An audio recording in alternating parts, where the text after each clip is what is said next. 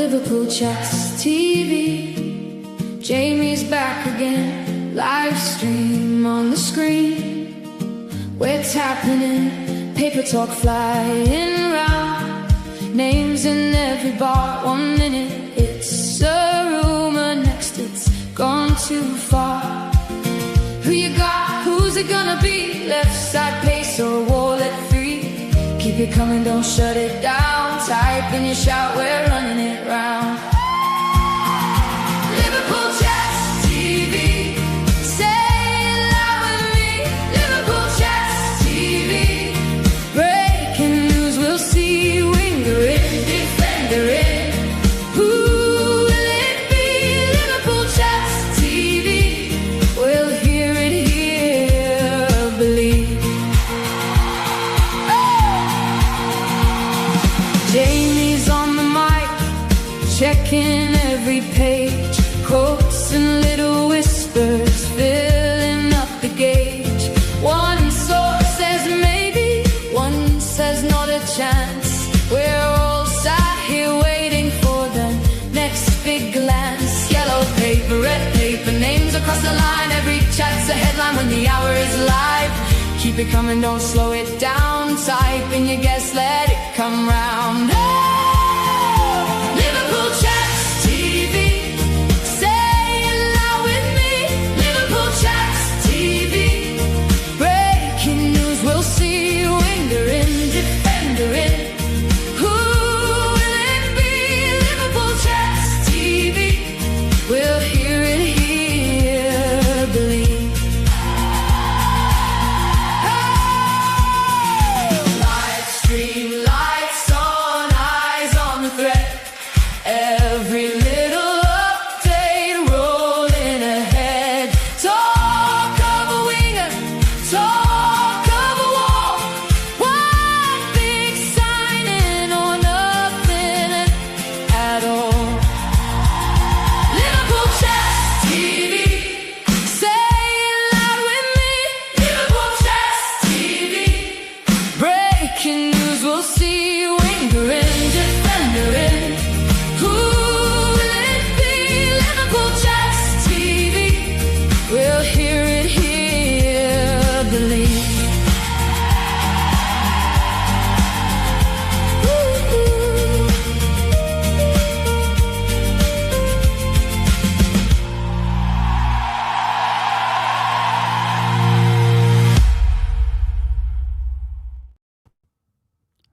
Yes, guys.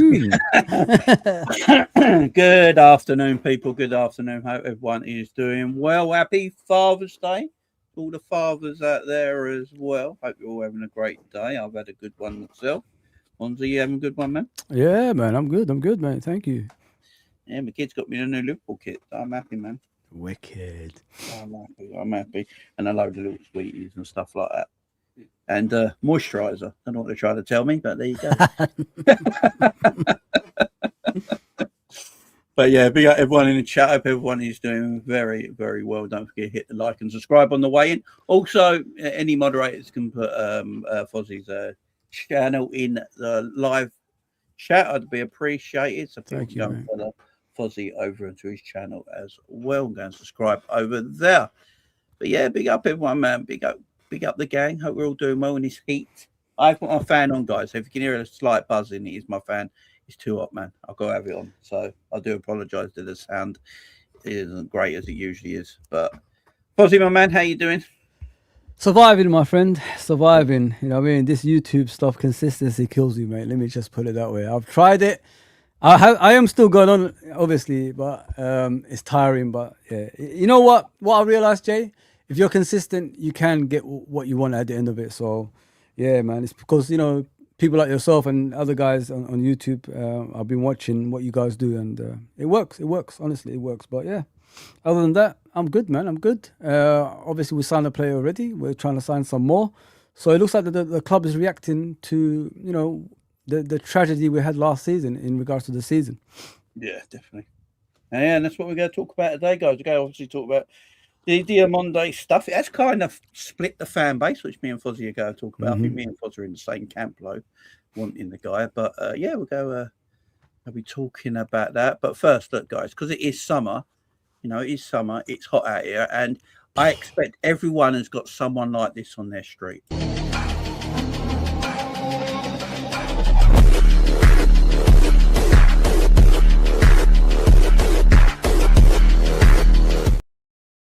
Oh, trust me, guys. I work in the West End, innit? So I see this every day. I see this every day now. I didn't think zombies actually existed, but they do exist. Oh, They do exist. they exist, man. Oh my goodness me. Yeah, too hot. Yeah, so guys, if you don't know, when it's the summer, for no reason whatsoever, you see a lot of naked, skinny white men. I have no idea. It's just the way it is every summer. Crazy, man. The skinny white no men chest, but they show the chest in it. No chest, but they show the crazy stuff. Be out the chat, be out Scraps and Charles. See you there. Be out Daryl as well, man. Be out Daryl. I'll see you there. Yeah, what we're going to start with first, guys, is someone just say that was the Liverpool Ultras. That's mad. What we'll talk about first, we'll get the Diomande stuff in a bit. I just want to talk about this news that's sort of going around at the moment. Some reporters picking it up. Apparently, Tottenham Hotspur are interested in Cody Gakpo. Wow. There was rumours of this, I think, a few weeks ago as well, but no one really spoke about it much. But yeah, it's all over Twitter at the moment, social media. A few people chatting about it. Yeah, it sounds like he could be on his way. Obviously, by Munoz in, who is predominantly a left-sided attacker and can play through the middle. Yeah. You've got Rio there on the left-handed side. Is this a case of Cody Gakpo definitely being in the shop window this summer, Fozzie? And could Tottenham be the team? I don't know about that, mate, because obviously he's just signed a new contract at Liverpool Football Club. Are Tottenham going to be paying that much money to him as well? I don't think so. So I think we need to chuck that out the window. I think he's going to stay. The thing with Gakpo is he can play in multiple positions. He's not a left winger only. He could play obviously in midfield. He could play behind the striker as the striker, and he could play on the right as well. So you need these type of players. It's competition for places, isn't it, Jay? So. And especially with Ikatike now injured, you're gonna need Gakpo no matter what. I mean, in form Liverpool, Gakpo when he plays as a striker, we saw it a few seasons ago. Jay, he was brilliant. Yeah. He was brilliant, man. You know what I mean? Come on, like what he did against Man United, that 7-0 win, and even during that season, what he did in a lot of games. So, I'm not in the camp of blaming the players for what that manager did last season. I keep telling people, look at the players now. Look at them now compared to what you saw. These are two different things.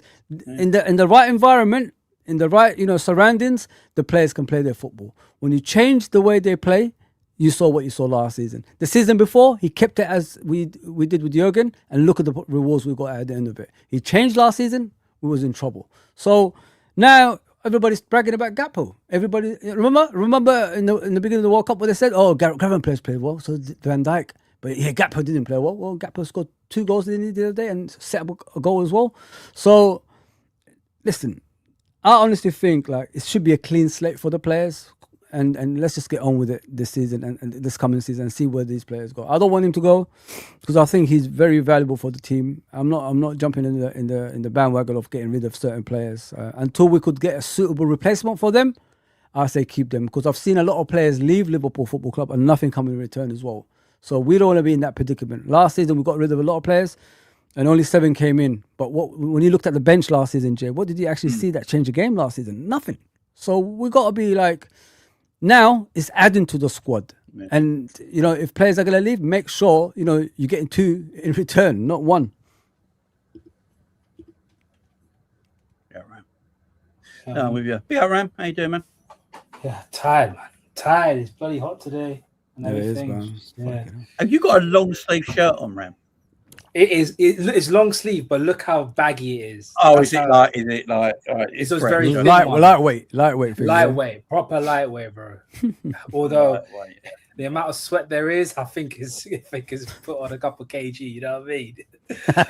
Yeah, it is. it is mad out there. It's only going to get worse. Apparently, he's out at 37 on Tuesday, isn't it? So, Oh, brother. Bloody hell, man. yeah, and our schools don't have aircon either, which is crazy. That's the mad one. Some places don't have Yeah. aircon. Just literally, No. Crazy world, man. Crazy world. But yeah, what you were saying there about Cody Gakpo, I hear you, Fozzie. I hear you. There was one question someone said in the chat, what if he wants? And that could be the thing with Cody. You can't keep players that want to leave. Yeah, like Cody felt like he was Slot's guy. Yeah.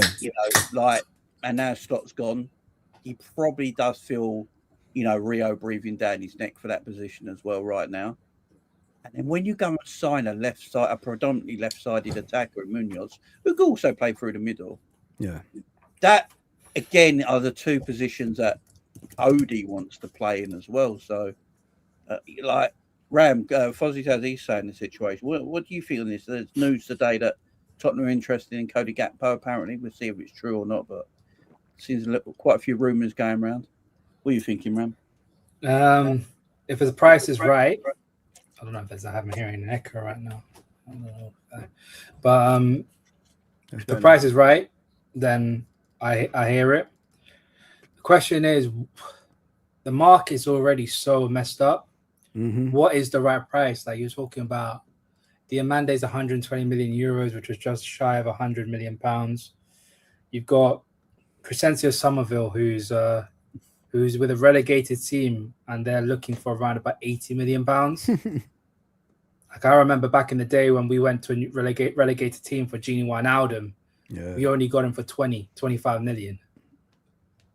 That was a player that had a lot more contributions in that team, a lot more hype, a lot more experience at the highest level compared to some of them. We got him for 20, and this guy's going for 80. It just shows how bad the market is. So if Somerville's going for 80, I'm sorry, Gakpo's going for 90. I know people say Somerville's better than Gakpo. Well, you have to look at why these players cost this much. And for Gakpo, you're buying a player that is in his prime, has experience at the highest level, and has been a major cog in Liverpool winning a league title. That's what you're getting. Off the back of those three things, regardless of what season he had last season, that's worth at least a minimum of 70 million. Minimum. Bare minimum. And look, I have no issue with Gakpo. For me, the main issue we all have with Gakpo, and I think we can all agree with this, is that he's very predictable. Like, the first couple steps is horrible, but when he's at that third step where he has to make a decision whether he go pass or whether he shoots, he's actually pretty good at it. But it don't mean anything if you can't get to that step in the first place. That's why we have so much frustration with this guy, because he is basic. He's basic, but he can be effective when he's in those positions.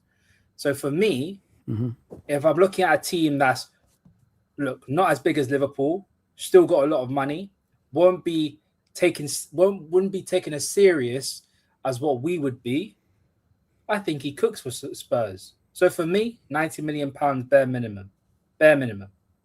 Anything less, then I just don't think there's any bother. To be fair, we're in a situation where we can't sell any players. I've said this however many times this summer. We can't sell anyone. We've got to bolster this squad.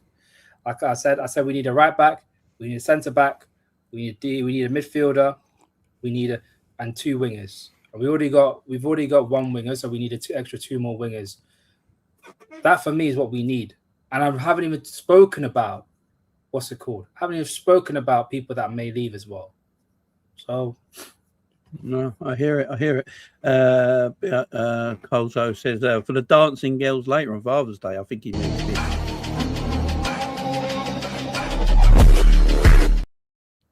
Bloody hell.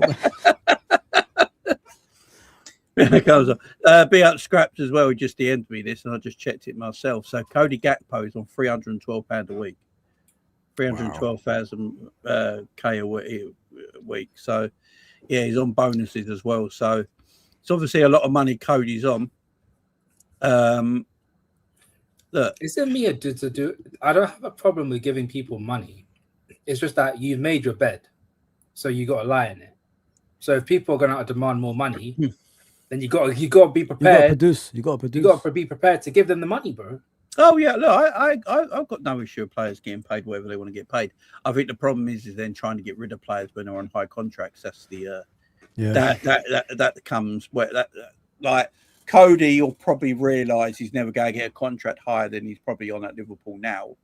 Does he want to play for De Zerbi? Does he like that? Could be a factor as well. Look, Tonali is happy to leave Newcastle to go to a team that's been fighting relegation for 2 years in a row, and I think it's because De Zerbi's the coach. Yeah, I think that's where Tottenham have hit the jackpot there with their coach. I think De Zerbi keeping him up. I think players really like playing for him and his style of football because his style of football is very attacking.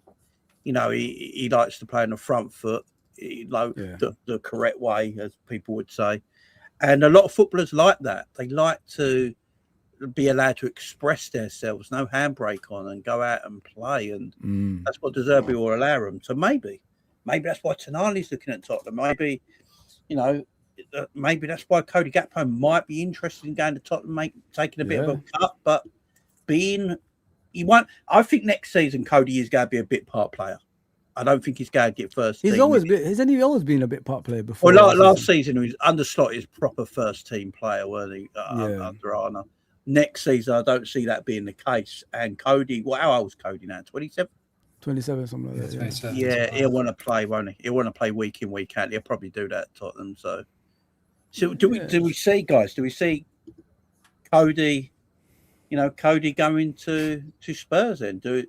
Making room for, maybe other investments that we're going to spend on in the summer that we'll get to in a minute, though.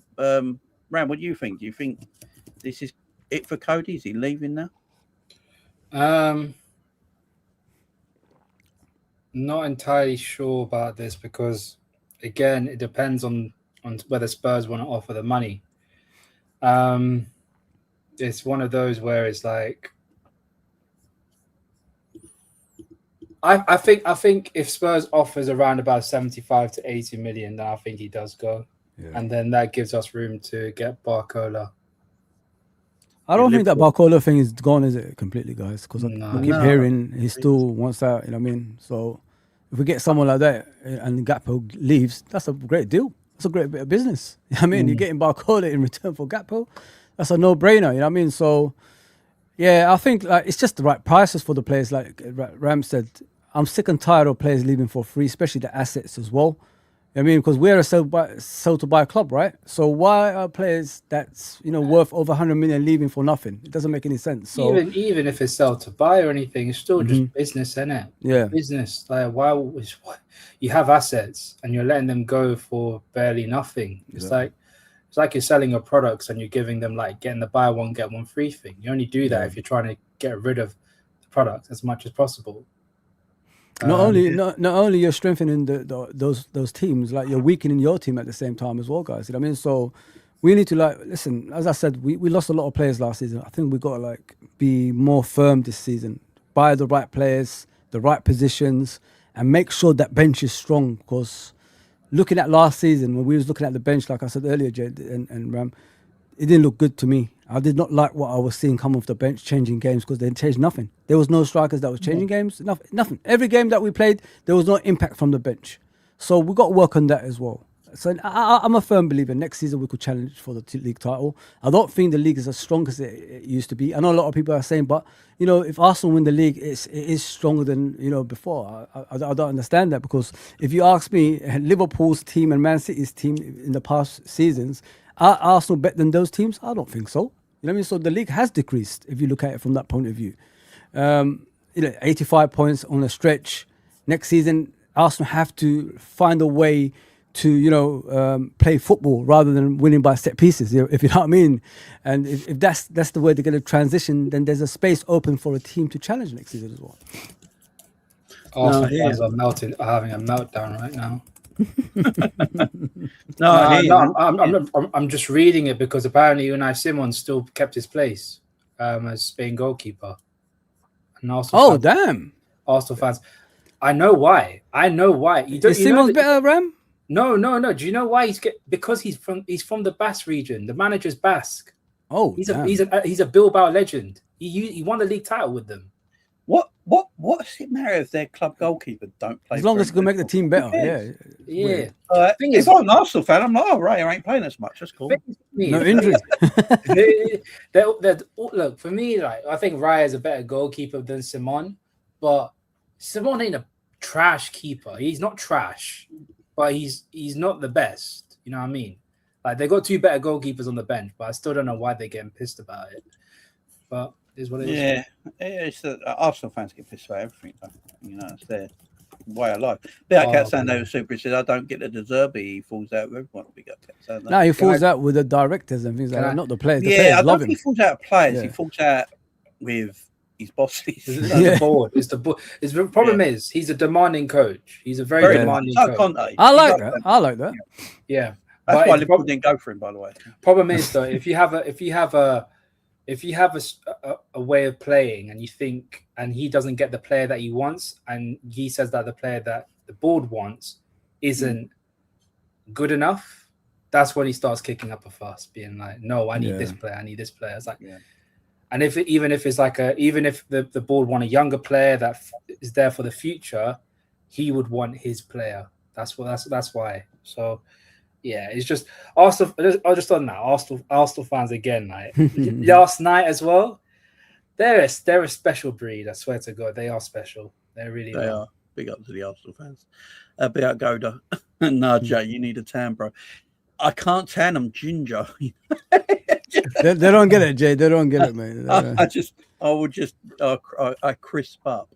I wish I could. That's the one thing I wish I could. It was tan, but I can't. Never known a title-winning team dismantled so quickly in record speed time.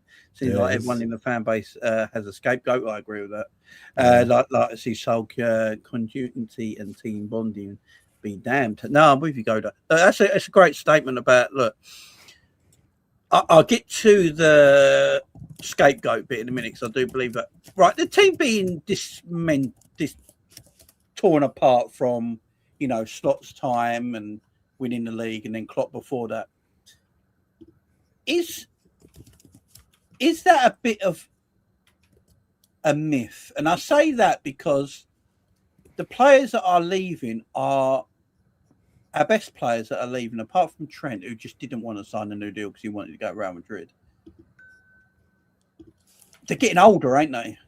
We all love Mo Salah. We don't love Mo Salah, but he's 34 now, ain't he? You know what I mean? We do have to move on as a football club. Virgil van Dijk will be 35 in the new season. This Scabby is last year. Robbo, he's 31? And everyone for the last couple of years said Robbo's finished.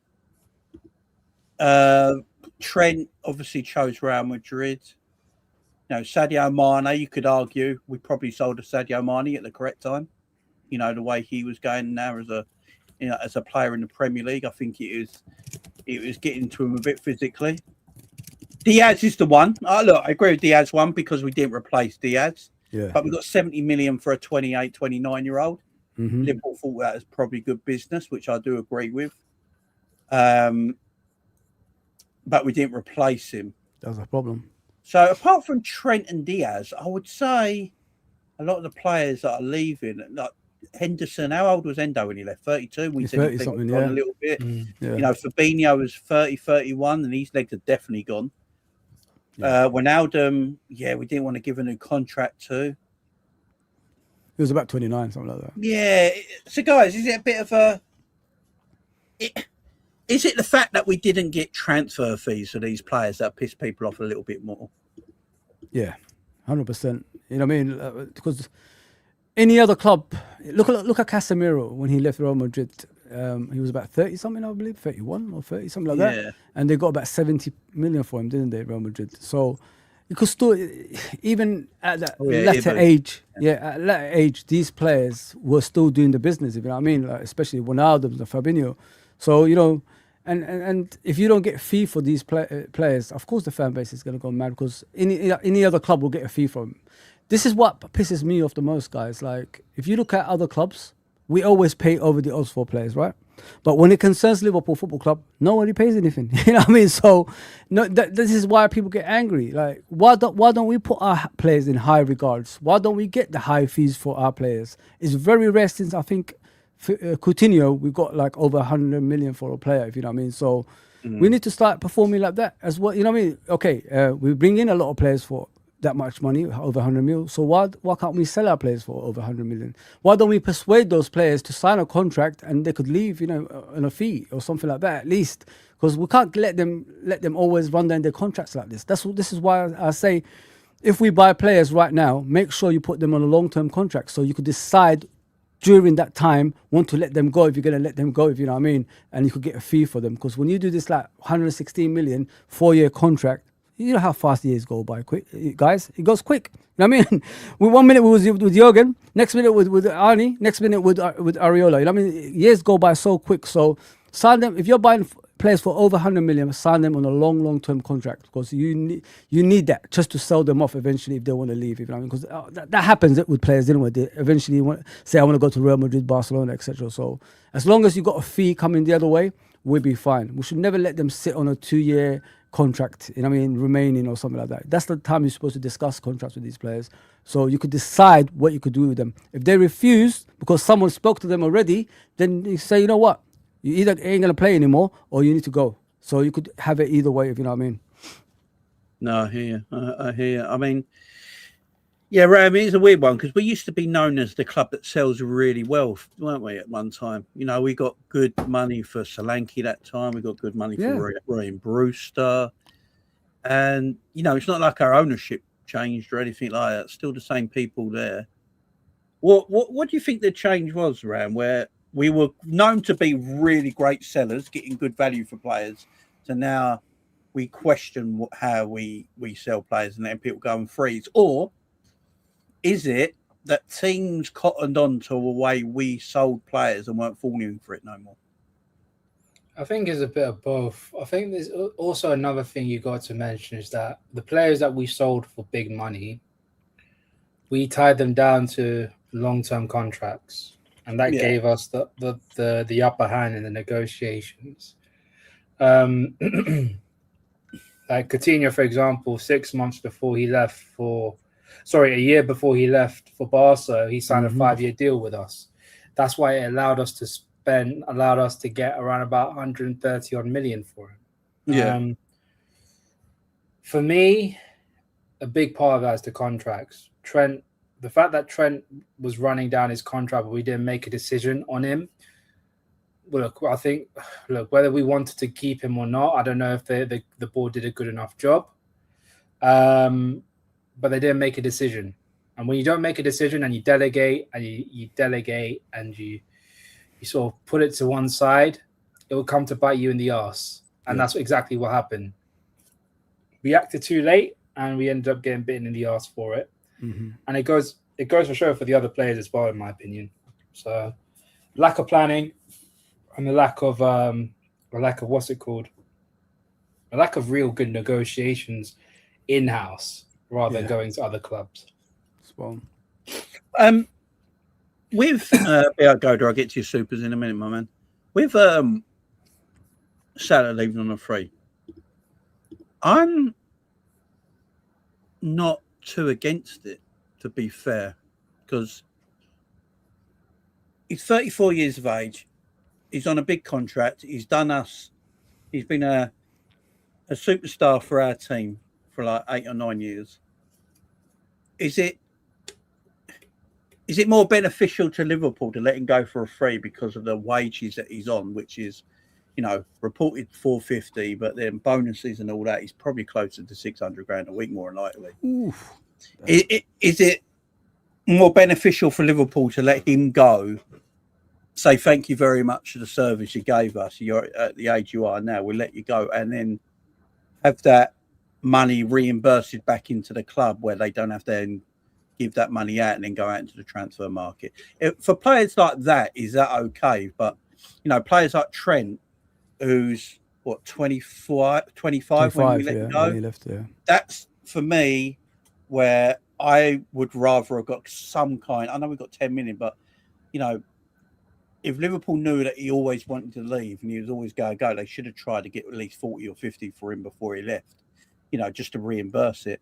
But with Salah, because of the age difference where he is that where we have a little bit of a difference, or should we just get fees for everyone? It depends on the player, right?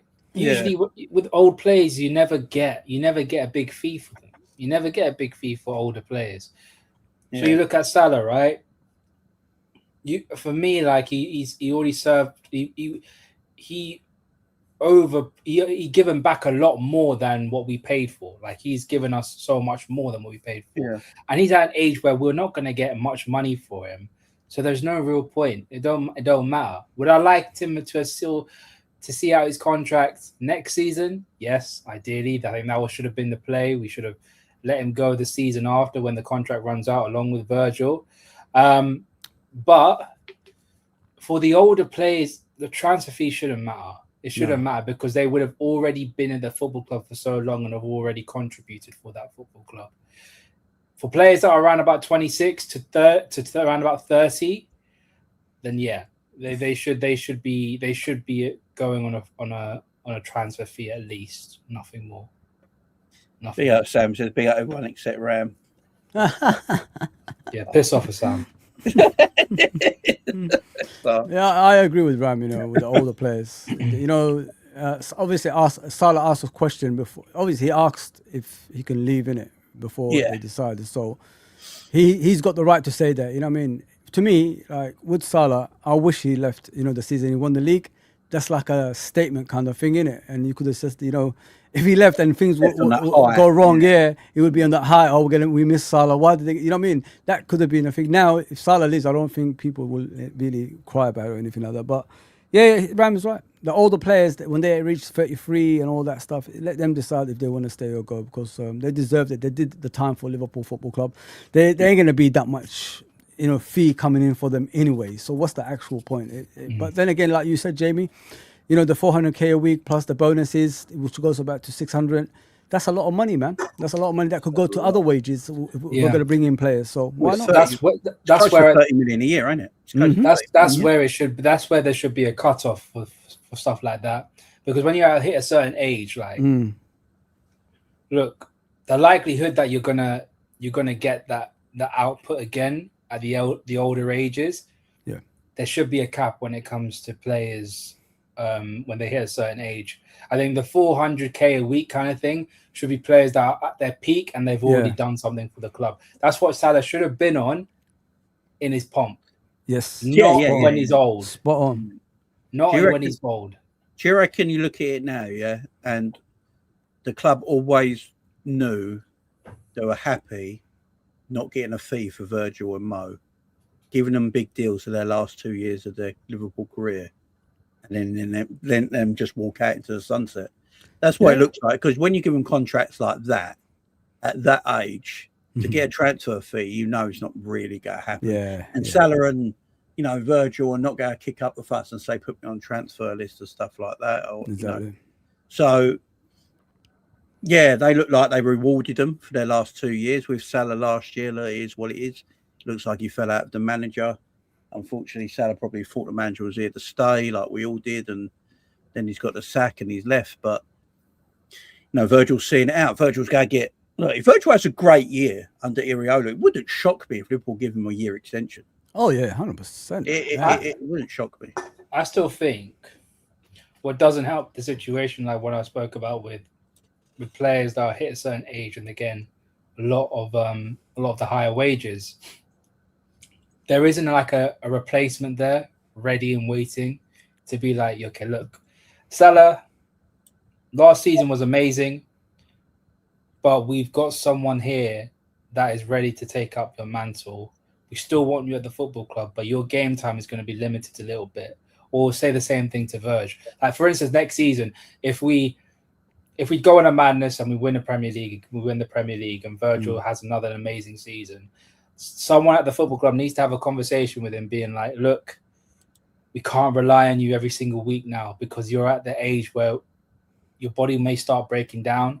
We need you to still be the elder statesman of the club. We want you to stay, but we need to give the younger players a chance so that we can focus on the future. Yeah. And it's up to the player after that. If the player is happy with that, then cool. Let them stay on a lower wage. Let them be a part of the team. Yeah. But if they're not, then they're more than happy to go. That's you should always give the option to some of these players, man. Yeah, that's what AC Milan used to do, didn't they? With Baresi in there. Baresi was still the best defender in the world at age of 37 because he was getting limited games. They limited his games basically. They didn't play him every time, but they got him in for the important games. If you know what I mean, the important part of the season. If you know what I'm talking about, guys. So you could do that with Van Dijk. Why not? You know what I mean, you're not gonna basically. You got a player there that could nurture the likes of Leone and Jacket, who are young defenders. Imagine them two looking up to him in the next couple of years, and then when he lets them go on their own, they could be the two best pairing like in the world football. They've got the possibilities, these two defenders, to be the best pairing in world football. As long as Virgil is there, I think their progression will be quicker because they've got the best defender there in the world who's teaching them how to, positioning themselves on the pitch, when to attack the ball, when to not attack the ball, where you got to be in certain areas of the pitch when we haven't got the ball. So if you've got someone like that still at your football club and he's accepting that, that'd be brilliant. But as long as you give him some games as well, you can't just sit there and then you're gonna give him, the cup games. No. Just get him in the important games. I think Virgil could go until he's 37, like Baresi did. Yeah, I just feel, because look at him now as well. Like the thing with Virgil is, guys, like. The problem I have is he plays too many games. The guy's always fit. You know what I mean? When is he gonna have a rest at times and have that re-energize himself so he could go again? Imagine having that. And Fozzie, you know this probably better than most, and so do you, Jay. Playing as a centre back is very different to an attacker. There's less of a demand physically. It's all about IQ, understanding the game, and reading of the game. Yeah. It's never been about like physicality. Obviously, having physicality helps a lot. But if you don't have the IQ or you don't have the reading of the game, you're not going to progress as a top class centre back. And VVD's never been about physicality. It's always been about reading the game, plus the physicality on top. Defender. That's why defenders and goalkeepers always go for a longer period in age-wise, and that's why they peak later as well because they go later. But you are right. If you look at someone like Virgil as more of a defender that uses his brain more than his physicality, them defenders always last longer. Always last longer. And then you get the defenders that ain't got any IQ that are all physical, like Kanate. Don't last 5 minutes, you know what I mean? Yeah, that was a dig, people. I was don't like Jay. Do whatever you want, man. I don't like him no more. I don't like him no more, Jay. Yeah, I was gonna say Vidic, bro. Vidic, like they get washed up. John Terry can't run for shit. You know what I mean? But he still uses his brain. Physical centre backs, defenders with more intelligence about their game always last a little longer. And I think, look, even looking at Virgil in this World Cup, he don't look like an old man at all. No. You know what I mean? He doesn't look like an old man. I say old man, he's younger than me. But it's quite good though, Jay, isn't it? It's quite good in a way when you watch him. He's got the youngsters running around him. He just reads the game. You know what I mean? He's the one that attacks the ball. We don't need to go further away from home. Alan Hansen, how long did he last for? And he was an IQ centre back. He wasn't a pacey centre back, you know what I mean? He was a tremendous footballer. Lawrenson was doing all the running for him. Gillespie and Lawrenson, they were doing the running for him. Was the more physical centre back. Think of Alan Hansen back in the day. He was a tremendous footballer. You know what I mean? Didn't have a lot of caps for Scotland though. That was a bit of a shock. Injured a lot. He got injured quite a bit. Injured a lot. And apparently, what's it called? The Scotland manager preferred the Aberdeen partnership. He didn't want to break that Ferguson up. At the time. Ferguson was the manager in it for a bit.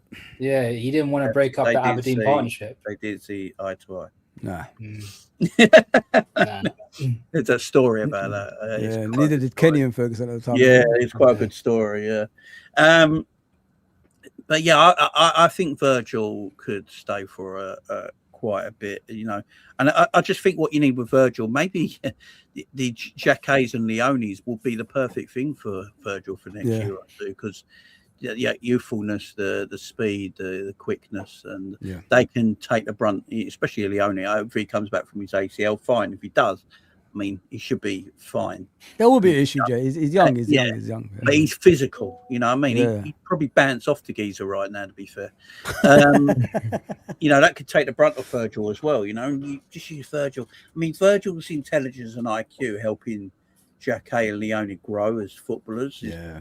It's perfect foil for them. So I think Virgil, you know, I love Mo Salah guy, but I think if I had to keep one of the two, I'd probably keep Virgil van Dijk. 100. And that's not disrespect to Mo Salah either. You don't No. Mo Salah's game is, you know, going forward, but not coming back. We need younger, we need younger talent up there now, and that's not disrespect to Mo Salah at all. Look, I think if you ask every football fan, like even like you could ask Milan fans back in the day if they had a choice between keeping either like a Shevchenko or a Maldini, I think they would have kept Maldini instead of Shevchenko. There's a reason why.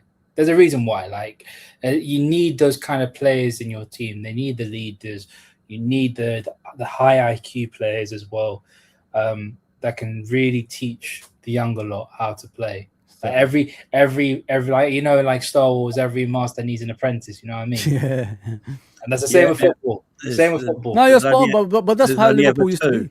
There's only ever two.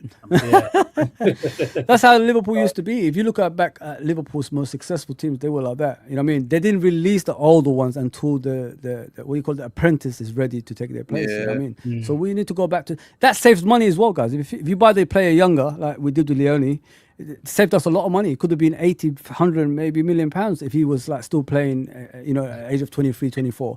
So we got him in young while he could learn under the master at the moment. And then when he's got his time, he's going to, you know, prosper as well. So this is what you got to go. You could save a lot of money doing about this in this direction. If you need the quick fixes, you go and get the quick fixes. Yeah. That's the whole point. Loan deals or, you know, cheap. Or just pay the big money. Pay the big money if you need. If someone didn't work out or didn't reach their potential, and you realize they're not really a starter, they can be a really good squad. You saved enough money. You're right, Ram. You saved enough money to get that. Yeah. Go and get the ready-made player then. Yeah. This is why I think.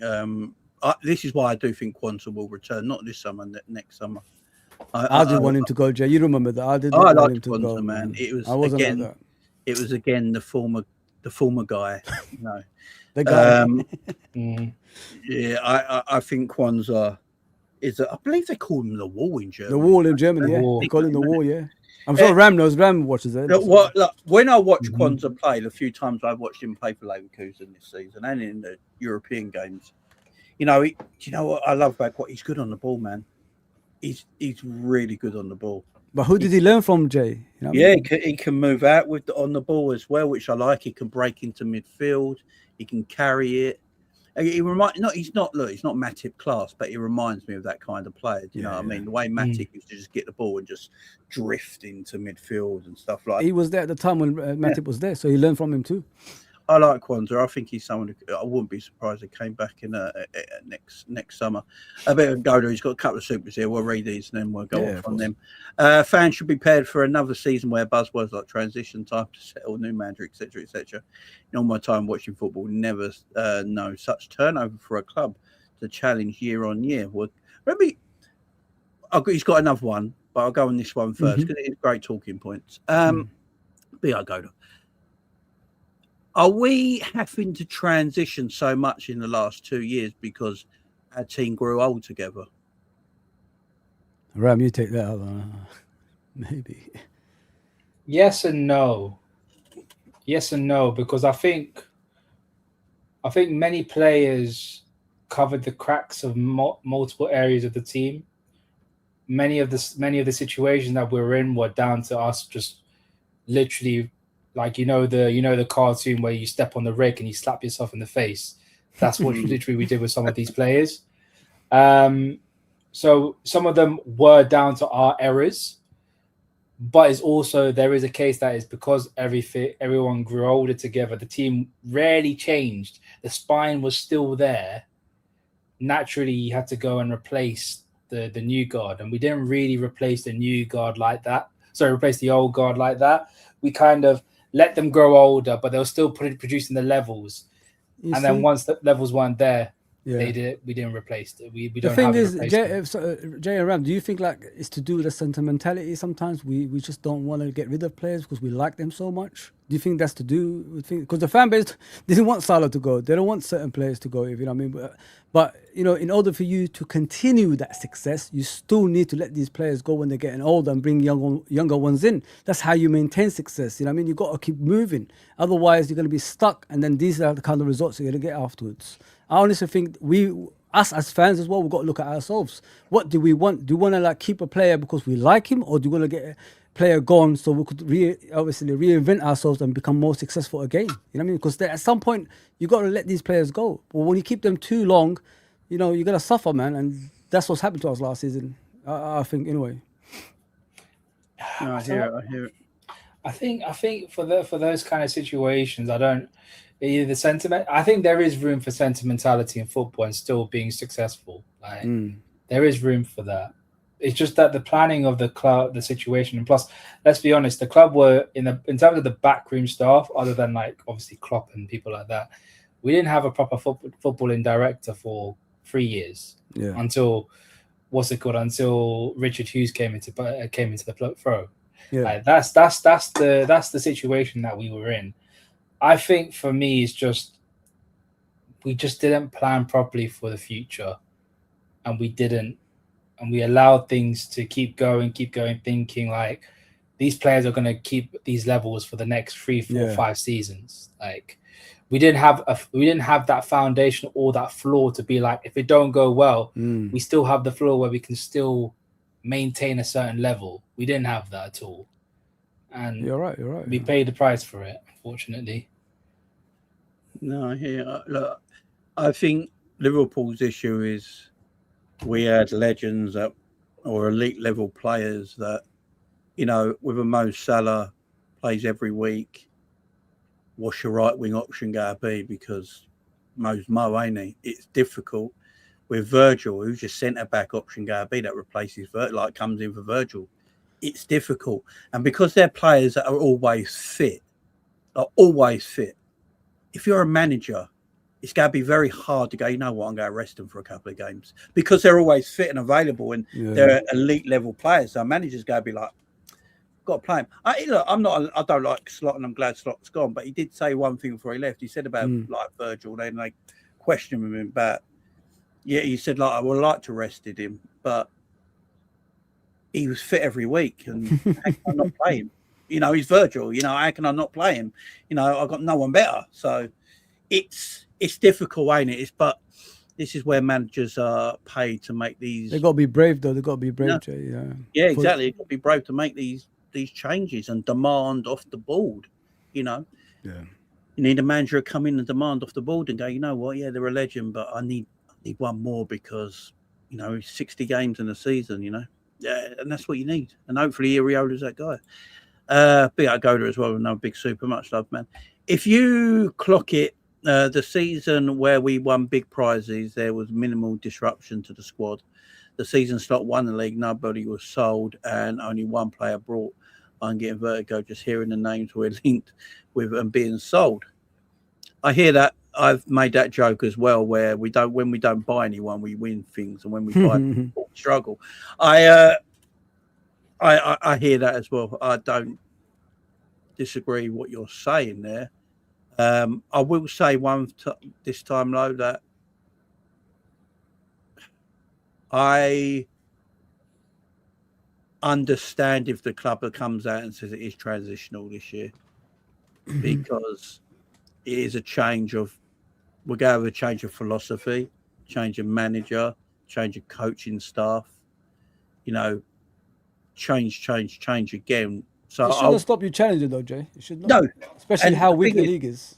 Because the league's not strong, you can challenge for a title in transition. Yeah. You can. Yeah, you can. Yeah, you definitely can. There's no doubt about it.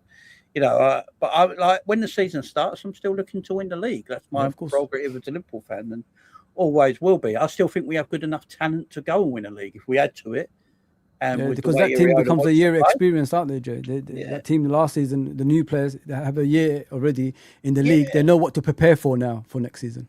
They have it under their belt, don't they? They have it under their belt. Big up everyone saying about Bastoni in the bench on the look. Bastoni's what, 28 now? Yeah. He left too late. He left too late. He didn't leave too late. If I'm Bastoni, I'm only going to Spain. If I'm leaving Italy, I'm only going to Spain. He didn't leave early enough. Yeah. Me and Jay spoke about this with Barella and Bastoni. They should have left after that Champions League final they lost the first time in 2023. I agree. Yeah. It's I think Bastoni now and the way he plays, I think the Premier League will be a bit tough for him. In Spain, I reckon he'd be perfectly fine. Well, Schlotterbeck, whatever his name is, that's gone now. Schlotterbeck's injured. Yeah, he's got a ligament. So I can see Bastoni going to Barcelona. I really can. It'll suit him. That league will suit him. You know what I mean? It's not a fast league or anything like that. I mean, it's more technical. A lot of Italian players went to Spain and played pretty well, isn't it, Jay? Because it's technical leagues. Leagues, they can play. They play quite well in. Big AR says our targets are 21 to 24-year-old players. Yeah, I'm all right with that as well. You know, I'm all right. Time now. You know, I'm all right with getting players in today and then building for the future at the same time if they're good enough. You know what I mean? Yeah. I like getting players. No, I think you need to get the odd player here that might be 26, 27. Nothing wrong with that. You know, but I think Liverpool look at it and think like 26, 27-year-olds, depending on how good they are, you know, what's the contract situations they're going to be on. So that's why I think they go down this route, to be honest, because then they can build them contracts over an amount of time. You know, you've seen it already, what we've done before. So that's something I think Liverpool will look at. But I'm with you. Like, I'd like a few. Like, look, do we think we need a more experienced centre-back this year? Like, we've got, obviously, Virgil. We've got Leone that, you know, me and Ram have watched, we believe in quite strongly. Yeah. I don't know. Not as much as you. Not as much as you. I haven't watched as much as you have. No, but he's got to be a top talent. Shaqiri, I know nothing about. You know, I know nothing about him. Hopefully he's good. And then you obviously got Virgil and you got Gomez. I don't see Liverpool letting go of Joe Gomez with a year left in his deal. I think they just let him see out his contract and go the following summer for nothing. And he gets his big celebration next summer, because won't it be like 12 years? Yeah. He'll be the longest. He's been here longer than everybody else. And it's 12 years next summer after his deal runs out. So yeah, he came in the Brendan Rodgers era. Yeah, I'd give him that big send-off the following summer. I don't think there's a need to let him go. But do we need that experienced centre-back in, guys? I like Van Heckel. He's gone to Tottenham. I liked him. A lot of people don't. But I thought he was a good player to come in that centre-back position and, you know, partner Virgil, or, you know, be part of that squad rotation there. Weston, Virgil. Yeah, you know, someone with experience and all that. Because a lot of people talk about Premier League experience. I don't know. I think Premier League experience can help, but, you know, we've seen players come to Liverpool before that absolutely balled out and never played in the Premier League before. So, you know, I don't think it is all be all, but what do you guys think? Centre-back this summer, do you think it's on our radar? Would it be one of them transfers we might leave till the end of the summer once we've got all our other business done, seeing what's left in the bank? I don't think like if like you said, Joe Gomez is gonna stay. I don't think they're gonna go for another centre back. I think that's the experience they already have over there, isn't it? It depends on Joe Gomez, in my opinion. If he goes, I think they will get someone early. If he stays, you still need someone. But yeah, I'd rather just put in the back burner and get the most important areas of the pitch for now, and then we wait to the end of the transfer window if we need someone. But it depends on Joe Gomez as well. If he's gonna stay. That's another position in it, in the defense as well. So, yeah. I'd rather just put it in the back burner. Just wait until the end of the transfer window. I just want the marquee signings to come through the door. You know what I mean? Because there's a lot of legends that's left Liverpool Football Club. We need players that's younger version, you know what I mean, coming to Liverpool and giving us that push next season. You know what I'm looking forward to? Getting a younger team on the pitch that, you know, can gel, and everybody's going to be responsible for their own actions. That's what I'm looking for. But yeah, I'll wait to the end of the transfer window for another centre back if Joe's saying. Ram, what do you say, man? I still think we need to get somebody experienced, because like Fozzie said previously, we need to manage Virgil's minutes for the up and coming seasons, because in my head, I'll still keep Virgil probably till 2028, 2029. That means we need to get someone who's ready-made and ready to go into this team and play football. What about Zabini? Zabani is a shout. It was a bit of a weird one, him going to PSG, because I knew for a fact he was not going to get any game time at all. And he don't like the goalkeeper. Yeah, with the mark. Yeah, exactly that as well. Marquinhos and Pacho being there, he ain't seeing any game time at all. Ooh. Obviously, Schlotterbeck was my first choice. Now he's picked up. I thought it was just ankle sprain. It looks like it's worse. It might involve. It says ankle ligaments now, which is it's just. At first he had a meniscus tear. Now as an ankle ligaments, and I think it's on the same leg as well. Damn. It's done for him. Unfortunately, ship has sailed, which is a shame because he's a talented player. What about the Palace boy? Lacroix, great recovery pace, very easy to get. Still have my doubts whether he's at the level, unfortunately. And I think that's going to be the case for a lot of these defenders, whether they're at the level. Because but the thing is, Ram, do you need a level player, or do you need someone for the squad rotation? That's the thing. I think you need a level player. Oh, okay. I think you need a level player because I'll be honest, I don't want to put all my eggs. I don't want to put a lot of the eggs into Lacroix and Leone because we just don't know what they're going to be like. I think, I don't know about you guys, because Leone's came back from the ACL. He's going to take time to bed into the team.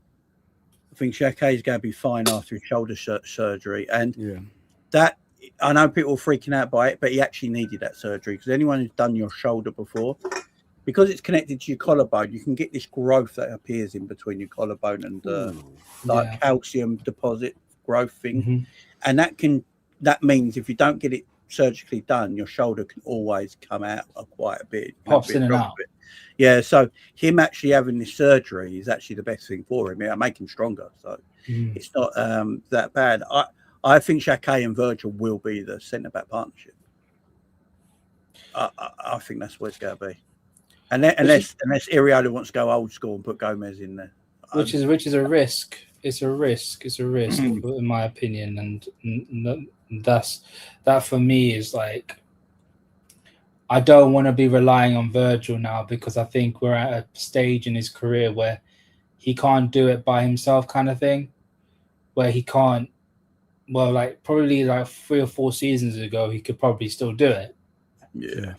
But now he's 35. Like it's going to take a lot out of him this season, in my opinion. So for me, I think we need a proper level centre back. When do you want to sign that centre back, Ram? Like early or late in the transfer window when you get your market? Get it done, whatever. We've got some breaking news on Curtis Jones from Paul Joyce. Yeah, I just saw it. Liverpool have grown increasingly irritated by Inter Milan's long-running pursuit of Curtis Jones and do not consider them as serious contenders for his signature, given the lowball nature of their informal bid. It's coming from Paul Joyce. So they basically told him to piss off. That's good. Yeah. As in, like, sometimes in business, if you lowball them to such a bad way, you piss off the client. You just tell them no, don't ever speak to us ever again. Yeah. Do you guys give? Well, I'm going to speak for myself. I don't know about you guys, but I'm keeping Curtis every day of the week. Oh, now I'm keeping him. As am I. Yeah. As am I. I think he done enough last season for me to trust him now. So, it's a talented player, though. Do you know what I mean? This is the thing. Do you think we look down on some players sometimes, like too easily and too quickly? You know, like I'm probably guilty of it sometimes, but with Curtis, I feel like when I look at Curtis, I like he's a talented footballer. Yeah, he's not. Yeah, is he ever going to be a world-class midfielder? No. But does he need to be? No. Is he a great squad option in our team? Yeah. Will he play a lot of minutes? Yeah, of course he will. Of course he can. You know, even under Iriola's not going to not like Curtis. He's a technical midfielder. Of course he's going to like him. You know, homegrown player as well. He's Scouser. He's going to give him time. So he'll get a lot of minutes in his side to prove his worth. I don't understand letting him go. I don't understand letting him go and then replacing him for someone who might not want to do what Curtis did. Yeah, they said about Wharton, innit? Wharton, they're saying, what? Curtis can do that Wharton job. I mean, I don't understand that. With me, the issue that I had, Jay, come on, I've been coming to your channel for years, and I'm not negative towards Curtis Jones. I just want him to become a first team mainstay. You know what I mean? But last season, what changed my mind is this kid's willing to play anywhere for the football club, and he you know what I mean, as long as he's in the first team, he'll give it 100%. So that's why I said I like that type of player. I mean, you might not have the talent as everybody else, but as a squad player, at least you're giving it your all. So from then I said, you know what, I'm all for Curtis Jones, man. I think him and Szoboszlai are comfortably our two best midfielders last season. Oh, 100%. 100%. Comfortably.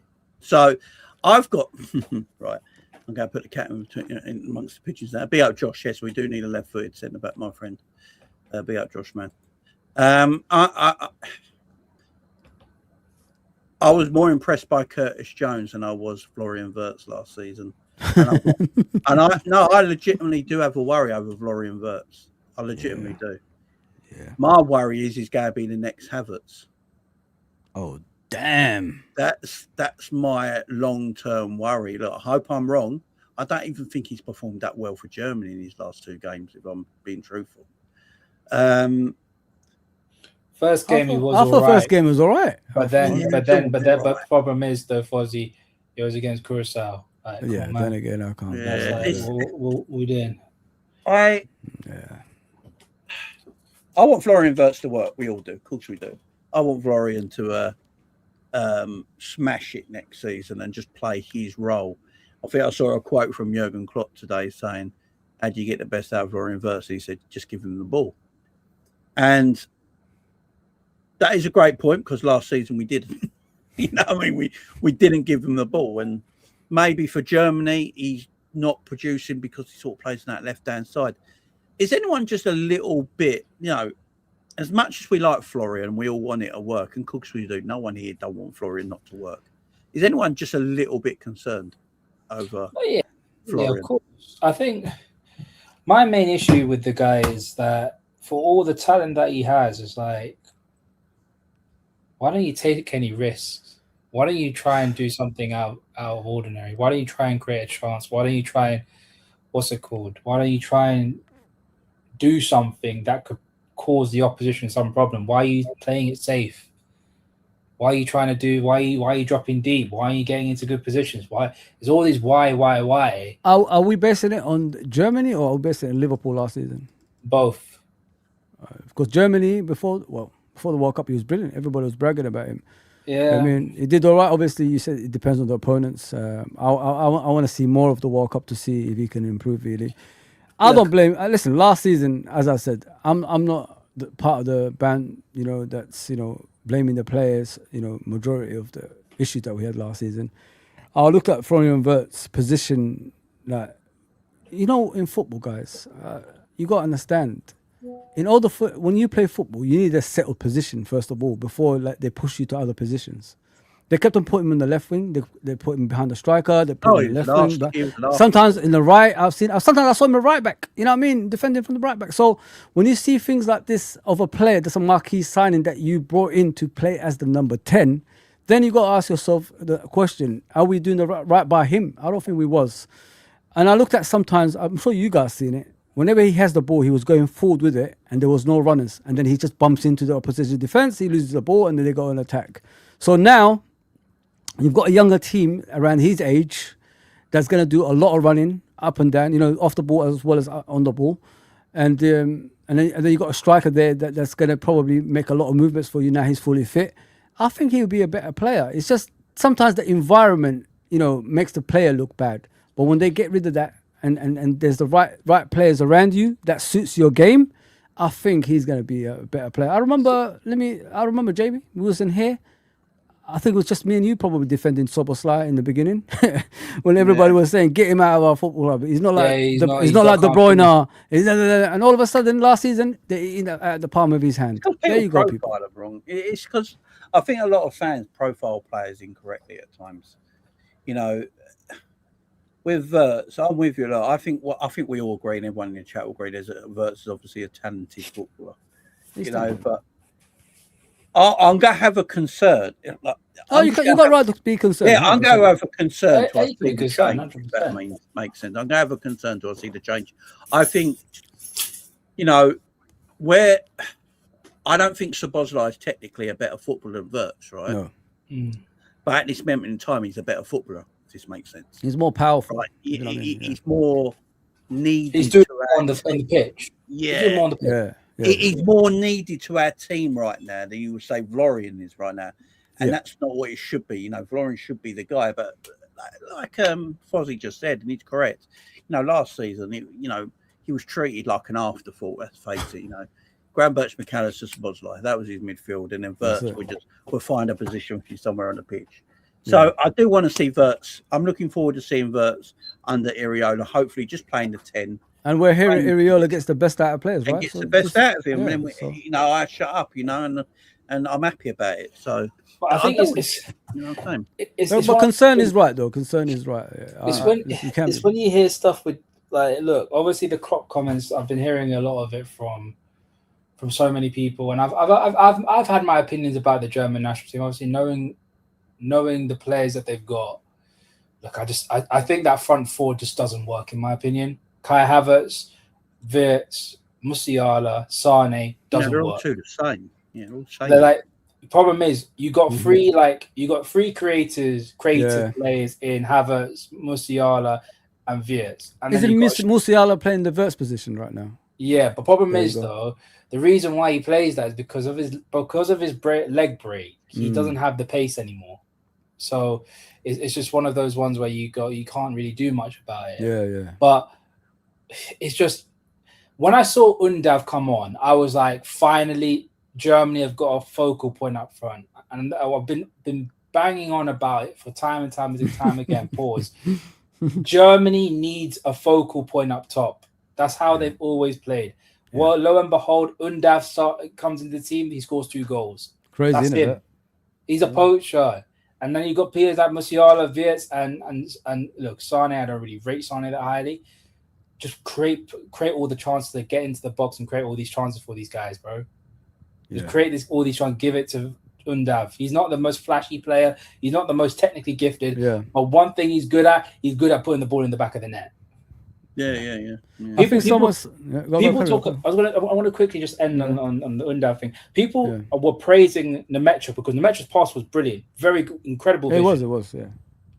But the speed that he passed that ball, that touch had to be perfect from Undav. The touch is better in the goal, wasn't it? Yeah, exactly. And a touch, first time finish. That is a true striker's instinct right there, and that's what they've been lacking. I feel as though when he plays, Germany just look a lot better. Because look, Wirtz wasn't good yesterday. Sane was horrible yesterday. Like if you watched the watch along with Drifty, I was cussing this guy left, right, and center. But Sane, man, he's hot and cold, bro. He's never consistent. He's always Sane had 3 good years in his whole career. He's just shit. It's shocking, man. There's been some new Paul Joyce comments as well, guys. I'll read them out. Liverpool's power brokers will not want to look weak given the valuations placed on other midfielders in the market. Yeah. Good. Same we were talking about. Selling Jones to Inter Milan. Apparently, Inter Milan just put in a £21 million bid. Yeah, that's disrespectful. Then trying to replace him with funds would prove problematic at best. For that reason, Liverpool will not simply do a deal at any cost. And there is still a prospect of Jones impressing a new coach and only Iriola and the players report back for pre-season. My main worry was whether Inter Milan will fork up the money. Because the fact that they've just decided to put a £20 million bid, I was like, this guy ain't leaving. He's not leaving. I think Liverpool are happy to leave him for a free man. Yeah, 100%. Or we might sign him on, depending on the manager. Go. Dominic King, be up scraps. Liverpool anticipate Curtis Jones will be a Liverpool team next season. I think the club will try and push him to sign a new deal in the next season. If he don't, they'll let him go for free. I think they're looking at it thinking, basically what they're saying, you take Walton, Anderson, all going for between 70 and 120 million, and Tonali 80 million, and they're at 21 million for Curtis. Now you're taking the piss. I think what they're basically saying is the valuation of midfielders they will feel are just as equally inept as Curtis Jones is. Yeah. They're going would rather let him go for free than sell at a ridiculous cheap market, because it then makes Liverpool look weak, letting him go for such a cheap amount of money. It makes them just look a little bit stupid as well. Stupid, man. Yeah, man. Like, this is a player that was highly rated by the football club for a long time. Long time, mate. Yeah. That was part of the plan. One of the plans with him was that he'll be getting into the first team and hopefully breaking into the first team under Klopp. That was the plan. That was the plan, yeah. And then when you see them looking to sell him on for what, pennies, basically. Like when people say that 40 million is now the new 20 million, what's 20 million? What, the new 10? 20 million is nothing. You might as well let him go for free. Exactly. You look it's weak true. In the you look weak in the market. By the way, this is 20 million euros, not 20 million pounds. So it's no, it's 21 million pounds, 26 million euros. Oh, was it 26? Okay, 20 million. Yeah, okay, So still 8 million pounds a couple almost a decade ago. Yeah, it makes Liverpool look weak sending him for that money. So, I'm all for Curtis staying. He's homegrown as well. I know Curtis is very versatile in the Liverpool fan base. Man. He's very Marmite in the Liverpool fan base, and not quite sure why. He performed extremely well last season. Him and Szoboszlai performed better than other midfielders in our team last season that a lot of people prefer. So they wouldn't chase him if he was performing badly, would they? So exactly. So I mean, Inter Milan are no shit, man. No, they were European Cup a couple of seasons ago. Final, isn't it? They were in the final a couple of seasons ago. So I think Spurs were looking in before as well. Yeah. I like Curtis, and I think what we got to sometimes look at is, obviously, he wants to play for Liverpool Football Club. He would love to be a first teamer for Liverpool Football Club. He's never really. He's not a guaranteed first teamer. But who is Doje? Who is Liverpool? He plays enough minutes, don't he? That's what I'm saying. I think majority of players. He's a bit part player, is he? Yeah. He plays a lot of football. So that's the thing. And he deserved more minutes, arguably, last season than probably a lot of players from last season. Well, he was playing until he had that little, row with Arne Slot, innit? He was playing. Yeah, exactly. When he was confused where Slot wanted what the fuck are you chatting about? You can literally see him going. Yeah, you see it, like waving his arms. What, where? Like, you can even just see him put me in the pivot. Look, this is what he should have said. Look, see me and Szoboszlai. Just put us in the fucking pivot and we're right. Stop. Just leave us be, man. Just leave us be. Problem is, though, I feel like I kept on thinking about last season when it was like the players deserve a lot of criticism for last season, and people were saying, well, sometimes these players need to think for themselves and do what they think is best for the team. I start to think, right, if you do that and it don't work out, the manager will notice it and he will probably kick you out of the team, being like, you don't follow orders. Exactly. What's the point? I can't rely on you if you don't want to follow orders. And if you're going to go out and do your own thing and we end up losing the game, you're going to get the blame. And on the slot, he'll put people out there. Exactly. So it's just one of those things, man. Fabrizio's just said it as well. So Fabrizio's just in, as Scraps has got there as well, in a verbal proposal for Curtis, 25 million euros package. Instantly rejected by Liverpool. Liverpool value Jones at a much higher price. Yep. Deal not progressing at current conditions.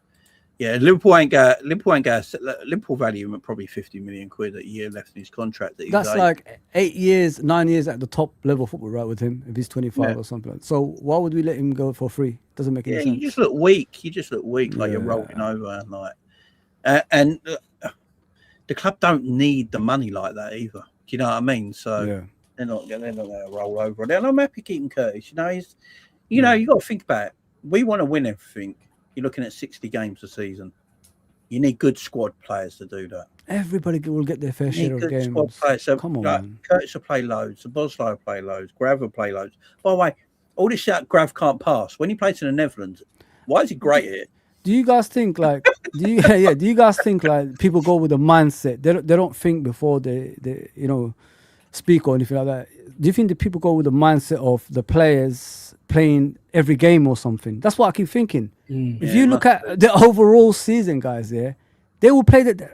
if you're a squad rotating, you play the same amount of games as everybody else. And not only that, you're saving the players from themselves. You know what I mean? You'll get injured. The more players you get, the more games you play, the more you got likely to be injured without even any impact. You know what I mean? So you've got to be careful with things like this. The thing is, right, players that will play most games are obviously the elite level footballers, right? Liverpool right now, apart from Virgil and Ali, and you can argue they're not elite anymore, but still need them. That's all we got left in our club. Everyone, you could look at our squad right now, and you could argue that everyone's going to get a lot of minutes next season. Yeah, like in that squad, everyone's going to get a lot of minutes.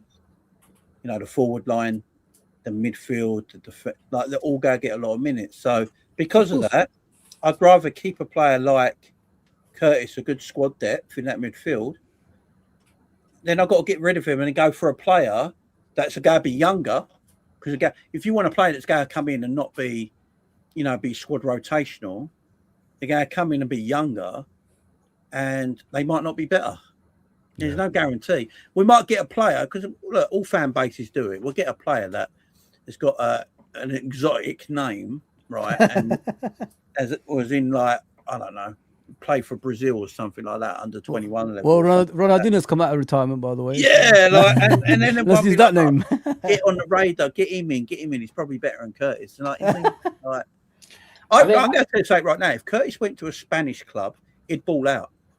I think it goes to a lot of people in the fan base. I think a lot of people in the fan base are very much like, they see a shiny new toy at a different. Another person has a shiny new toy, and they're like, "Oh, I want that," not realizing that they've got some really good toys themselves. They've got some really good players. Yeah, the same thing. Because you don't play for us, and you like the player, or you don't think this player isn't of the level, you automatically think, "Oh, he's going to clear him." We just don't know. We see multiple times. Last season, for example, we all thought certain players would go into the team, chop and change, and we'll be so much better.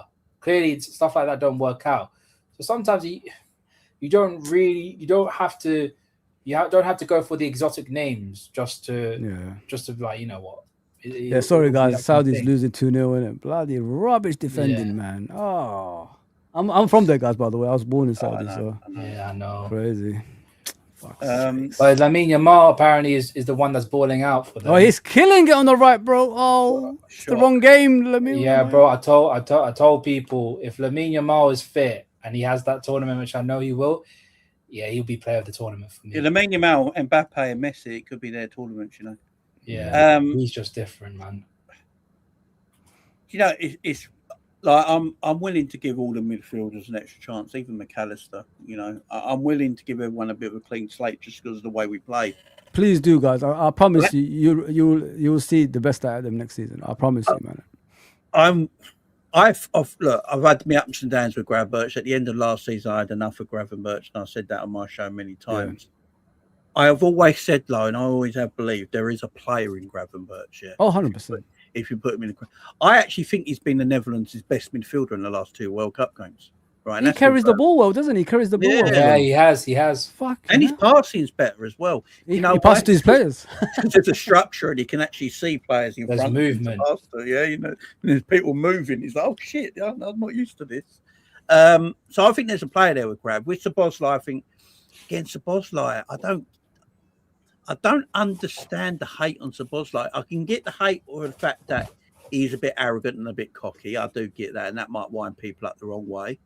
So he does. We do need someone in the team that should humble him down a couple of pegs. We sell him tomorrow, guys. Yeah. He's going to a top team. You know that, yeah? Oh, 100%. Yeah, you know what I'm saying? He's got the qualities, man. Yeah, he's a top footballer. So them two stay. McAllister, look, I have my trouble. I've never been the massive McAllister fan, even when he joined Liverpool. You know, some people love him. I was okay with him. Last season just pissed me off because he just looked like he couldn't move. Yeah. I'm willing to give him a new chance under Iriola through pre-season. I'm very willing to do that. I'm willing to do that with a lot of the players in pre-season. This is why I think we still need midfielders, yeah? I really do. I think we need midfielders, right? That goal was so easy. If Curtis stays, if McAllister stays, if Grav stays, if Szoboszlai stays, if Vert stays, I don't see us getting a new midfielder. I want to ask you a question, guys. There, I think we need a midfielder that's anchoring that defense. What kind of midfielders do you guys need to anchor that? Do you need a Zubamendi type, or Fernandinho type, Fabinho type? What do you guys need? I think Grav for me. For what I've seen of Grav, I think he can still play as a DM for me. It's just the way that he needs to operate is not what he has to do last season. Yeah, because he said the coach said him to push up more, right? He said last season. Yeah, and let him drop in between the centre backs because he has got a range of passing if he's got space around him. So is this why you guys think like we're not going to get a DM in or anything like that? I still think we should get a Sangari, in my opinion, because he's multifaceted, man. Yeah, I think we do. If we get anyone, it's going to be one midfielder, all right, just to freshen it up a little bit. I think Grav's best season at Liverpool was when we won the league and he was Young Player of the Year. It's because he was the anchor of our midfield. That was his role. And, you know, he played it perfectly. And then Slot started to change the system around February, March time, and then it didn't benefit Grav anymore. You got, I think Graham Birch is one of them players where you have to. I look at Bournemouth. So Bournemouth was their main DM. At Bournemouth, their main DM was Tyler Adams. Is it Tyler Adams? I believe. Tyler Adams. Yeah, he was their main DM, but he was injured quite a bit, weren't he? So it was. I think they ended up with Christie and Scott. Yeah. There's no way in hell, Grav can't play that role. Everyone's saying about Kepa and Thuram in the chat. Kepa and Thuram is pretty much Gravenberch, just a bit older. Same kind of profile. I'd say a better ball carrier, I'd say. Yeah, he's a bit more physical so he's a bit better in that. You know what you need, guys. I don't see much difference to Grav. Yeah, no, I think I think with Grav, I agree with you guys. Like I don't mind him in that DM role, but like he can't play there all the time. That's why I think we need to get a guy who's traditionally, so you could release Gravenberch sometimes to play the number 8. It depends on the games, innit? Accommodate games. You know what I mean? Sometimes you need a DM that will close off that midfield that's obviously and the attack that's coming towards them. Sometimes you need a Gravenberch in there. As long as we have a rotation like that in our squad, I think we'll be better off. I honestly think that just get another midfielder in that can anchor that midfield like at times, so you could release the likes of Gravenberch if things are not going right, or it depends on the games anyway. And then you could, just do the rotation on a consistent basis, just to rest the players as well. Buadi's the one. I like Buadi, but he's a central midfielder, guys, by trade. If you don't know, I watched him a few times. I like the kid, but I don't think people understand. He'll be good at certain places doing that anchor role, but in the Premier League, it's too physical for a young player like that to command the pitch as he does in the World Cup and all that stuff. So that's what worries me. With him, it's going to be a kid that's coming into a team and he's learning. You know what I mean? He's not going to be a complete player straight away. We need a complete player in that midfield right now that's ready to play that role. I think they might have to look. So I always thought they'd buy their midfielder from within the Premier League. Yeah, everyone's cotting on now. Alex Scott is valued at 80 million. Liverpool not going to pay 80 million for Alex Scott. Walton's going to be 70 or 80 million. Tonali's Newcastle just rejected an 80 million pound bid for Tonali from Tottenham, or 75 million, something like that for Tonali. They just rejected it yesterday. So Tonali, they want up to 100 million for Tonali. No chance. Anderson's going, look, City want Anderson. They're trying to get Newcastle at this moment in time. Nottingham Forest want a British record fee for Anderson. So if you get Anderson, all them are going for 6 million. I'll ask you guys a question. If Anderson, all them are going for over 100 million, so what's wrong with what's his name, Diamande's price tag then? Oh, well, we're going to get that in a sec. Yeah. We're going to get that in a sec. This is what I'm saying. So obviously, Buadi, I don't know how much Buadi will cost. Maybe he's like a 40 million pound player. I'm not sure. So they might look at him for that. Kepa and Thuram apparently is worth around 30, 40 million. I've seen his name being rumbled around the last couple of days. So maybe Liverpool are looking for a midfielder around that price tag, around the 40 million pound price tag. Unless I'm completely wrong, and they just go for Kepa and Thuram. I don't know if you guys have seen. Look, Buadi 52 million called in. Is that pound or euros, Scraps? 52 million. If that's 52 million euros, that's what, 40 million quid or something like that. That's what I'm saying. It's around the price Liverpool would probably want to buy a midfielder for. It was pounds, yeah, 50. Now, and you could probably knock that down, scraps. Liverpool could probably do 45 and then add-ons. Yeah, more like a 40 with add-ons. Maybe. Yeah, 40 with add-ons or something like that. And they might look at that and think, you know what, that's the deal we're going to do. And those three midfielders are similar, by the way. If you look at the way they play football, they very need. I don't know about Scott. I don't watch Scott a lot, but I know Wharton and Brady. They're similar. They are. They're not very aggressive. They're just ball retainers that progress the ball. That's it, really. There's no much to the game other than that. But I've always said, I was saying it a lot last season as well, that I think you need these players, but I also think if you've got a very good system, you can be defensively good anyway without a lot of these like real physical hard players in your midfield. Like we was a possession-based team. We're a possession-based team under Arne Slot. I think we averaged the highest possession in the Premier League last season. Wow. But we still conceded over 50 goals in a record season. Football club. Crazy, isn't it? So possession meant nothing. Nope. Possession didn't mean that we're keeping the ball out the back of our net. It didn't mean shit. Look at the way people was getting past us last season, guys. It was easy. There was no system. It's physical about pressing. It's about running. It's about setup. And I think if you put that in Liverpool's midfield next season, I think our midfielders that we got now will look a lot better than they did the year before. Just because, Iriola's going to tell Gravenberch to run. Just doing that makes him a better player than he was the year before. You don't have to tell Szoboszlai to run. That's what he does. That's what he does. That's what's needed. And yeah, right. But let's talk about Diomande. That's what we're all here for, guys. Obviously, we had our first bid rejected. It was a weird one. It was it on Thursday, Ram? Was it Thursday, guys? It's Wednesday, I believe. Wednesday, maybe. We was all live, weren't we? We was all live. There wasn't Thingy's channel, Drifty's channel. Yeah. And it came up, we had a bid rejected. It was like midnight.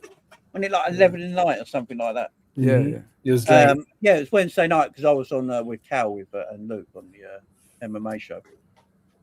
That really late at night, out of nowhere. And 92, 86 million pound rejected, weren't it? It was it's a weird one. 86 million pound rejected for a player they bought for 20 million a year before. They want to keep him, guys. There's just no chance in hell he's going to stay at Leipzig now. I think there's a thing that came out today, isn't it, as well? But carry on, Joe. Yeah, he wants to leave now. He's right, guys. Obviously, in the World Cup is where a lot of people are seeing him for the first time. It was unbelievable against Ecuador, going against Nkape, absolutely putting Nkape on toast. Then went to the other side of the pitch and put the other fullback on toast. Yesterday, not so good, although he was part of the reason that Ghana scored their opening goal. Ivory Coast scored their opening goal, apologies. Showed some good stuff, but there was some bad stuff there as well, which I keep saying you should expect from a 19-year-old, right? He's got to be inconsistent, yeah? He's got to look magic one week and not magic another. It's just what it's going to be till he gets a year, like 21, 22. That's when you go see the real potential. That's why his value is so high. But for me, there's obviously a player there and there's talent there. There's no doubt about that for me. Mm-hmm. Again, a lot of people are just seeing him in international football for the first time and not liking what they're seeing. I've obviously watched him a little bit at Leipzig since we've been linked with him earlier in the season. And the stuff at Leipzig I see is excellent. Club football and international football are two different things. Some players excel at international football and shit at club football. Look at the German striker. He was absolutely shit at Brighton. Do you know what I mean? Hey, let's not do the Undav hate. No. But he was turd at Brighton, man. He was turd at Brighton. But he was excellent for his national side. Do you know what I mean? That's what I'm saying. So not everything always correlates, yeah? You wouldn't say Steven Gerrard was the Steven Gerrard for England like he was for Liverpool. So I'm not going on World Cup. I mean, right? I've seen players teammates to say otherwise. I've seen players have exceptional World Cups and then disappear at nothing. Does anyone remember where James went?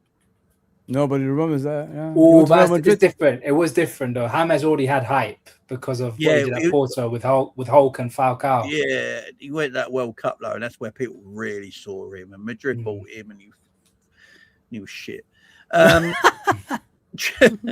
Look, we bought Howard's Jufa for a tremendous World Cup. But you got to look at you got to look at the Ivory Coast squad as well, innit, guys? Like those players, are they helping him out? You know what I mean, sometimes he has to do too much just to get the creativity for them, and not only that, the focus could be only on him. You know what I mean? Because I don't know much about those Ivory Coast players, to be fair, if they're in Real Madrid or Barcelona, anything like that. But from what I've seen of him, he looks like the main man. He looks like he's the go-to man. So when he's the go-to man, what do you think the opposition is gonna do? They're gonna all target him. So listen, the first game he was outstanding. The second game, he wasn't as good as the previous game because the opposition found out about what he can do. Let me just counter this. So the German guy scored 40 goals and assists last season in Germany. Why mention Brian at all? Doesn't support your argument. Cool. Do you want to sell Isaac and bring him in for Liverpool? No. Quick question. I think what he's trying to say is that whilst Undav wasn't great for Brighton, for club he's still been very good for Stuttgart. Yeah. Good. So we're going on GA again, yeah? Oh god, there we go. Oh, but he's a poacher, isn't he? No. Because I was told with Sally you can't go on GA. Yeah, that's what we've been told. This is where I'm saying everyone has a different argument for everything. Yeah, everyone has a different argument for everything, right? So 1 minute it's GA. Next minute it's eye test. The next minute it's don't look at stats, look at your eyes, look what you've been told, And then when we bring stats up, it's like, it was great for Stuttgart, but it was shit for Brighton. Yeah. So what one is it? Didn't get a chance for Brighton. Yeah, so it's So would you have him at Liverpool? Right? Would you have him at Liverpool? Would you swap him for Ekitike and Isaac? Well, there's no need because we've already got two strikers. Do you know? No, but would you swap them though, Ram? Nah, because he's 29. Why would I want to get a younger player for? Why would I get rid of a younger player? Who was exceptional in Portugal? Gyökeres. No, striker. Nunes. Yeah, Portugal, but he's also. Who was the other one? The Portuguese player, Postiga. When the Tottenham bought him, was it Postiga? Yeah, he was brilliant in Portugal. I thought it was Nuno. What's it? Nuno something. Not Nuno. Why does Kai Havertz start as the main striker and not this guy who's had a tremendous year at Stuttgart? That's true. Because the manager hates Stuttgart players. That's too much of that. No, because why would they pick them in the first place? If you hate someone, you don't pick them. You pick another. No, because if you ask a lot of Joes, obviously when I'm with Flawless, a couple of guys who are German, they're like, I don't understand why he doesn't play Undav, why he doesn't play Stiller, why didn't he bring Mittelstadt to the team? There must be something behind that. There must be some. Why is it that you didn't bring Mittelstadt when he's a completely different profile of left back, but he's a very good left back compared to David Raum or Nathaniel Brown? There are some things where I do question the manager and everything on that. Yeah. Cody's always great for the Netherlands, ain't he? Yeah, but I think the whole premise is you don't go buying players just based on a tournament alone. You need to have some form of backbone going into a World Cup tournament. This guy has got scout players, don't you? You've got to scout them. And literally, if anyone that's known me or watched the content that I made and I've spoken about this guy, I've spoken about him very highly prior to the World Cup. Prior to this World Cup, I've been speaking very highly about him. I've spoken about things beyond the what he does on the football pitch to the reason why I want the guy. I've spoken about the fact that when Antonio Nusa was meant to be the guy for Stuttgart, he flopped. When Konrad Harder were meant to be the main focal point up top, he flopped. When Romelu had that little spell at the start of the season, then tailed off completely off a cliff, he flopped. And when Diomande was asked to be that guy, he stepped up. These are intangibles that people that don't watch RB Leipzig or just talk about a player because they've seen him in the World Cup. This is the stuff that they don't talk about because they haven't seen the guy play. He hasn't seen them for 90 minutes. First example, I could give you an example. Against Augsburg, when I think Finn Darman was having a stupid game where he was saving everything, Diomande stepped up and decided to take the game by the scruff of the neck. Yeah. That's the kind of players that we want. And I've seen him take, Alfonso David to the cleaners a few times as well. Exactly. These are the players that we want. You got to watch them, man. You got to watch them, man. And you know what? And it goes. And Jay, sorry, Jay, I want to just quickly end on this. Sorry. It's the same culprits as well. It's the same culprits that are talking about Diomande being like Madueke level. It's the same culprits. The thing ever since that guy decided to turn Hincapié inside and out, a certain fan base started talking shit right now. But the thing is, like, as I said, it depends on the environment you're in. He comes to Liverpool. It's like Jay said, his form is going to be up and down because of his age, of course. But if you've got an environment where you've got the Verts of this world, the Isaks of this world, and, you know, the Gakpo, all these guys, McAllister's, whoever's coming in as well, when you've got quality players, that's, you know, and you've got a team full of winners there, his form will actually, you know, he will actually play in a higher level because he's got quality players around him, in my opinion.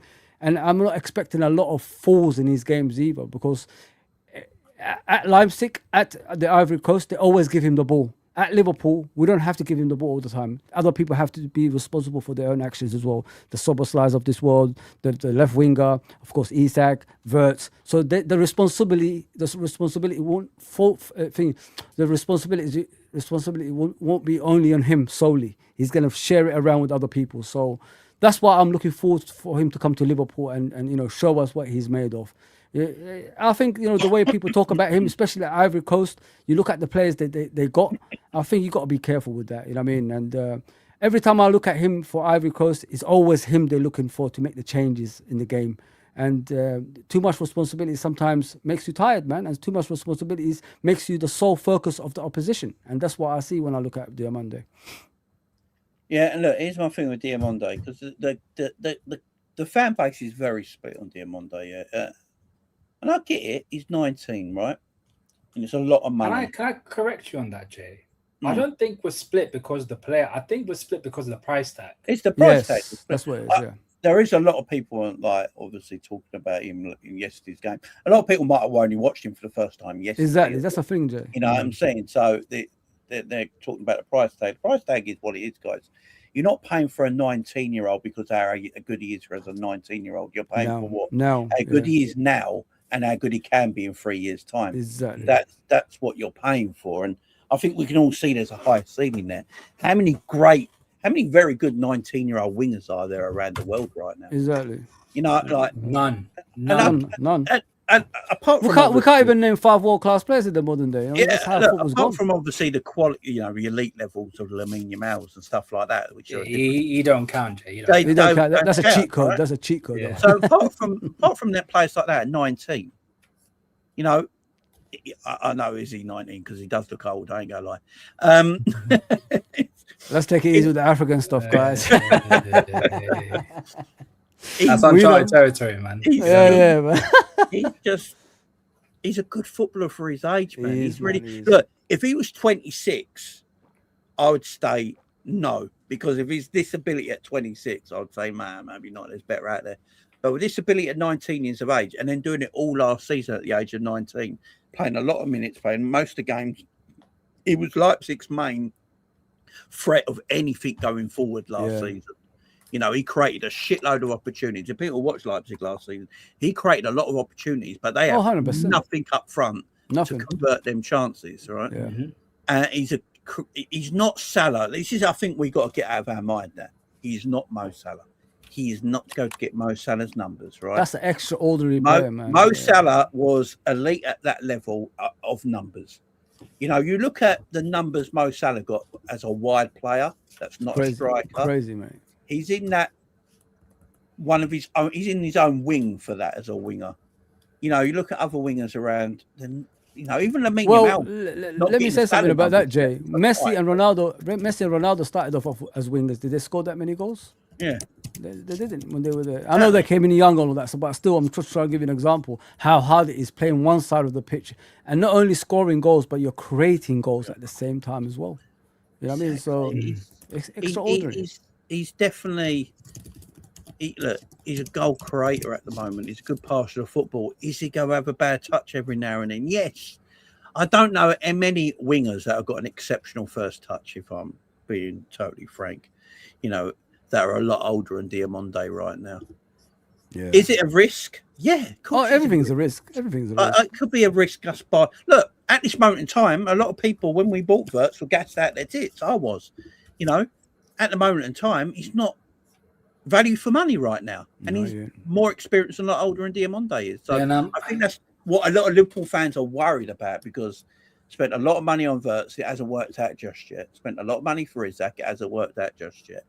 Now we're going to spend a lot of money on Diomande. Again, they feel like it's too much of a gamble and a risk. But I'm like, I think the right wing market, I don't know about you guys, I think the right wing market is quite meaty. Right. Yeah. The left wing market's quite strong. There's some good left wingers out there. A lot of people, I got told today on Twitter, like, why are we buying him when Rio's there? I was like, Rio's him are not going to play on the same side of the pitch yet. Right. He can drift over to the left-hand side, but what I've seen of him, he is much stronger on the right. Imagine him and Rio playing, you know what I mean? That's what Rio off the left, advantage you'll have on the right. Yeah. You got that the new guy, the Spanish guy who Munoz, yeah. Who looks like he likes to play through the middle a lot as well, even when he plays off the left. Was it you said he reminds you of Jota? Through the middle.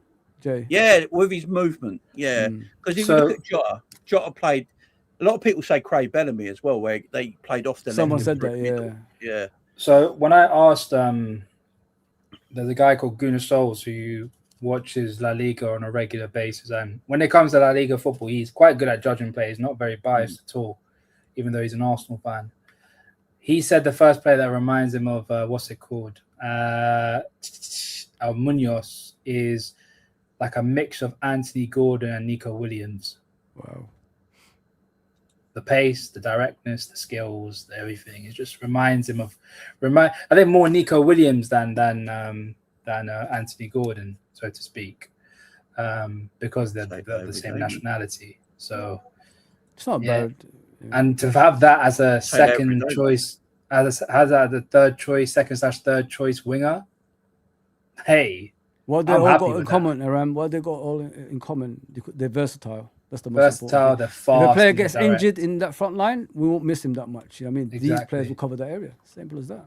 Guys, I got to go to work in it, man. Thanks for the invitation, Jay, man. Nice to see you, Graham, as well. Nice to see you. Take care, brothers. Big up, man. Big up.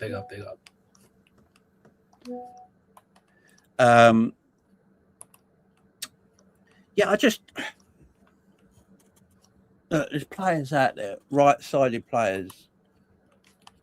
Are some of the right-sided players out there are a few years older than Diomande? Better than Diomande when he was 19.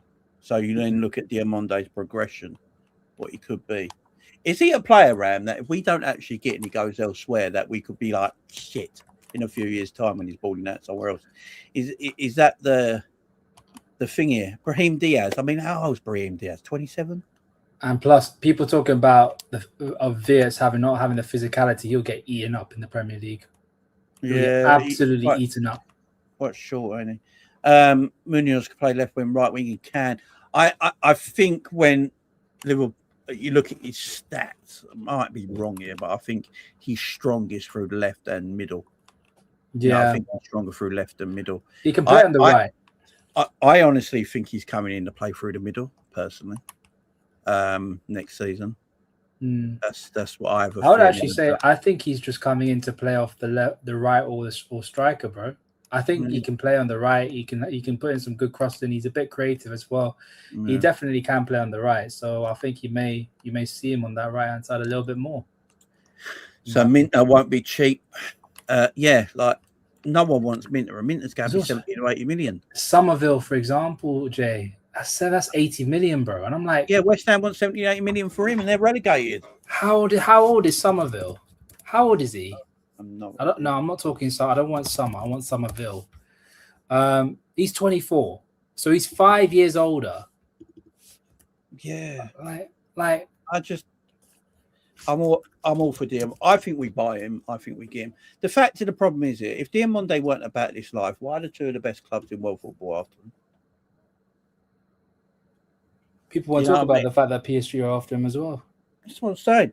I think, look, personally, I think Leipzig do want to sell him, but Leipzig want PSG to come into it. That's what they want because they have a good relationship between the owners. And they want to sell to PSG. It's like selling to your friend. So they want them to come into it. I don't think PSG are going to come into it. Yeah. I don't think PSG are going to offer him the contract we're going to offer him. Because we're going to offer him first team money, first team position. Yeah. At PSG, he's not going to be that at the moment with the wingers they got. He's not going to, him and Doué. Dembele, if he's still there. I mean, if Dembele leaves in the summer, it might be different. But got Cravath there. You've still got Barcola there. With Liverpool, he's got the right wing is his. That's what we're basically saying to him. Come to us. That position is yours. We got no one else there. I think also very similar to what PSG did with Kvaratskhelia. They did the due diligence way before everybody else. That's why they got the player. And then just went right in and got him. So what do you reckon we be? Because Fabrizio said everyone's saying it's going to be in the next couple of days. I wouldn't be surprised if it's tomorrow or Tuesday. 86 million was it that got turned down plus add-ons? Yeah, I think it'll be in the region. 90 million plus add-ons. I think 90 million add-ons will be the next bid, and I don't know if they say yes to it. They may do, but I don't know. So 90 million pound, 10 million pound add-ons. So that would be 100 million British pound in all. That would be their valuation of 120 million. Yeah. So, yeah, if they reject that, then I think Liverpool will move on because it's getting stupid time then. Yeah. I think they'll wait another season, maybe. Yeah. Or if he does then go to PSG and PSG come in and, give him the cash. Yeah, then we'll get Barcola instead. Then we go and get Barcola. If Gravenberch does go low and we get Diomande in, is there a chance that Liverpool still go for Barcola? That's if Gakpo leaves. If Gakpo leaves, yeah. Because I said it at the end of last week, a few weeks ago. I said, I don't know why. I had a feeling I've got this feeling that Liverpool go buy Barcola and Diomande in the summer. But that's what the thing is. I have a feeling we're going to get a right back as well. I think we are as well. Yeah. And I think some Spanish kid, I think, or the other day. Not kid, he was in his 20s. Can't remember his name now. Italian, Palestra. Italian, that's it, yeah. Palestra from it Cagliari or was it Bologna? Which one? Like that. I know they wear red and blue. That's all. I don't think he's valued that highly, either, like value wise. So I think we may go in for Coyote. Oh, well, the Brentford guy. Yeah, I like Coyote. I think he's a good player. Yeah, that's also true. Scraps. Inter are also very interested in Palestra. Yeah, I just want to. I don't look. I think we're going to see the best of Kirkes next season because Kirkes ain't go. Kirkes will do his byline running now. On the outside, he's not going to have to run on the inside.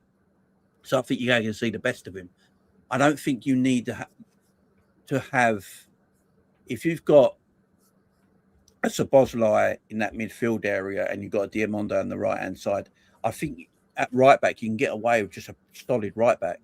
That his forward play don't matter as much because you can do that on your left hand side. Yeah. So maybe Coyote's a good shout. He's definitely like a solid player to have. A solid player to 21 years old, very good defensively. I don't think he'll be 50. I think maybe 35 M's would be enough, in my opinion. I may be wrong, but I think 35 M's for Coyote would be enough for them to sell. That's just how I see it, I think. But yeah, I hear you, man. I hear you. Just reply there to the wife. Pleasure might be going to Inter, which is something we've got to look at. Fabrizio knows something about us and Barcola because he keeps making a point. Do not forget about Barcola and Liverpool. Yeah, he also said when we bought Munoz, is it Munoz? Is that his name? Munoz. after we bought Munoz, he basically said there's another one coming quite soon. So, yeah, maybe it is this Diomande thing. And we get him over the line. Liverpool will look at that at the moment and go, right, there's 2 wingers in. No matter what else happens at the moment, we've got a right winger, we've got a left winger, we've got our striker in Isaac, you've got our Furts, still got Cody on the books, and we've still got Chiesa on the books. I honestly believe Chiesa will leave. I think Como were looking at Chiesa, so I can see him. I can see him leaving. I think it depends. If Cody leaves, not rate him. I think if Cody leaves, then I think there's a high chance they what's it called? I think if Cody leaves, then yeah, we might not go in for we might keep Chiesa. That's what I've heard. Yeah, look, again, guys, it all depends what this. We just go and look at all these players, and you just go decide. And Mr. Skyper came out last night and said Iriola doesn't want KOD. Iriola wants the right back at Rayo Vallecano. He's Romanian. Ratiu? Not sure, man. I don't know. But again, it could be a case of, look, if that happens, then the board might say, look, this is Coyote fits what you want. He covers these sort of areas. And then maybe Iraola's like, okay, maybe we'll go for him then. Let's do this. It could be something like that. Yeah, exactly. Jamie Rams hit me. I don't want to buy a colour. I think it's overrated. I like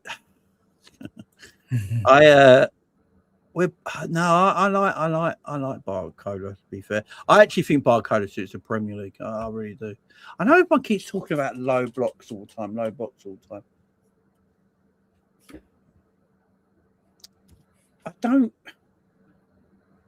I think with pace and trickery on them wingers, like, you can set traps against low blocks with wide, quick players. Pace and movement. Yeah, you can set traps where you lure them out and then run in and get in behind. So last season, I don't think low blocks were Liverpool's problem. I think, as I said, last season it was the mid blocks that we played against when they pressed our midfield. That's when we crumbled. Is it the Burnley game when they played a low block in the first half? We had all the chances, all the shots. Just missed a few goals to score in the second half. Burnley decided to play a mid block and they almost beat us. So, yeah, I think that was Liverpool's issue last season, not this low block. I think all teams struggle against low blocks. That's why it's called a low block. It's hard to play against. It's a nasty thing. Yeah, all teams struggle. But if you look at us last season, we had no pace. We couldn't. What traps could Liverpool lay last season that they could take advantage of? None. You ain't got that pace in behind. If you're getting this pace now, the traps you can lay will be better. You can let teams come onto you a little bit and then hit them quick on that attack. So, and look, Barcola is a bit hit and miss in front of goal sometimes. It is what it is. I mean, last season, he still had pretty good numbers. Season before that, he had 42 GA. So, he definitely knows how to score goals. He knows how to create goals. Just the consistency. I just think, he would be I think he suits the Premier League. I think Diomande suits the Premier League. I think these are players that we should be going for. I think Barcola, Diomande, Rio, and Munoz, 4 gives us so much fluid, makes us more fluid around. I don't know about you. Last season, we're a very predictable team going forward with our wide players. Gives us options, Jay. That's pretty good options right there. And look how fluid we are. All of them can play on each side. They can all go on each side. Look at PSG; they do it a lot. Kvaratskhelia sometimes goes over to the right. Doué then goes over to the left, or Dembele, and they swap over constantly. It's hard to pick up. It's hard to keep track of. Last season, Salah's going to play right, Gakpo's going to play left. It's as simple as that. And you know what they're both going to do. They're going to cut in. Right. Exactly. With these, if you get these 4 wingers, your options and you're more fluid in attack, and we're less predictable than we would have been this season. So I'm all for Liverpool letting Cody go.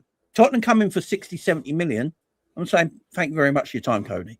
You know what I mean? Like, ooh, I wouldn't go. I wouldn't say yes just there. I think I'd ask for more. I think we get 70 million for Cody because he is quite a limited. Look, he's a goal scorer. We know he is. He is a goal scorer, but I would let him go for 70 million quid.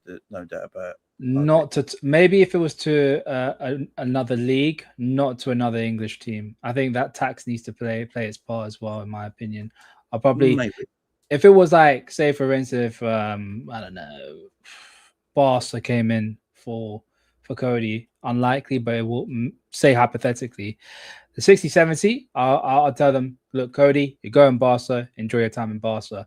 If it was like Tottenham or someone like Arsenal, even to an extent, Aston Villa, yeah, maybe like an extra £10 million on top, in my opinion.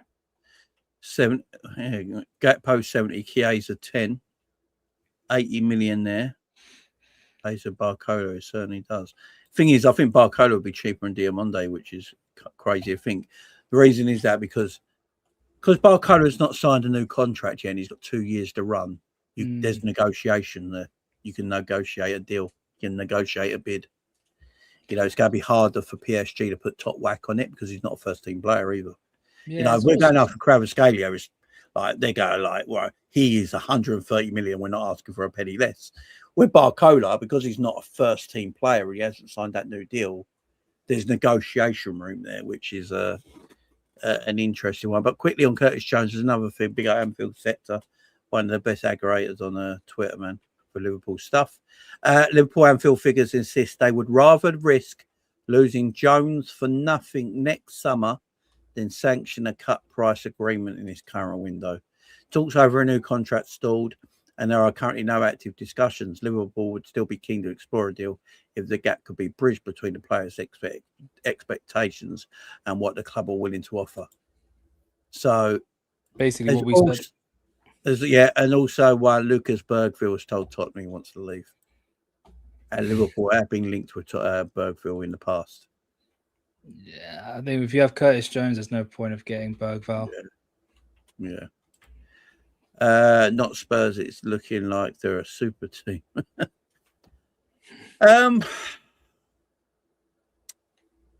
Yeah.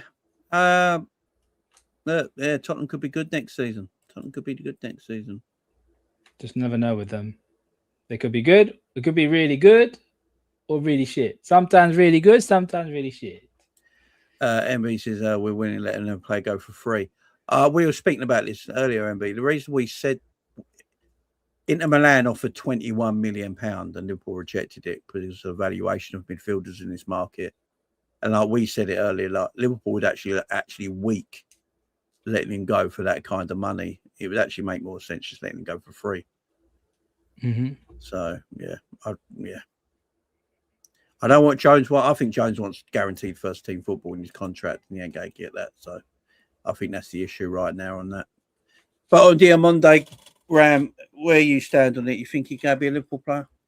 I think he will be a Liverpool player. I think a lot of fan bases some people in the fan base will get annoyed about it. But then if I see one moment Somerville leaves West Ham for £80 million, I'm going to go to those same people and be like, is this guy worth 80? Unfortunately, and I was on a stream with Jimmy, the Chelsea fan, the market dictates the prices, and unfortunately the market is messed up right now. It's a messed up market. You can't do anything about it. So it's all over the shop. Yeah, like look, for me, if it was me, I would, and in an ideal world, I would pay £60 million for someone like Diomande, or like 60 million pounds. Yeah. I think that's a reasonable price, but unfortunately, those prices are long gone. Long gone. I think the max I'll probably pay for is 80. But the bid that we went in with, that's the bid that I would play the max for. Absolute max. Anything higher, no. But the market's messed up, man. The market's messed up. We can't do anything about it. It's all over the shop, guys, because everyone in this league earns, man.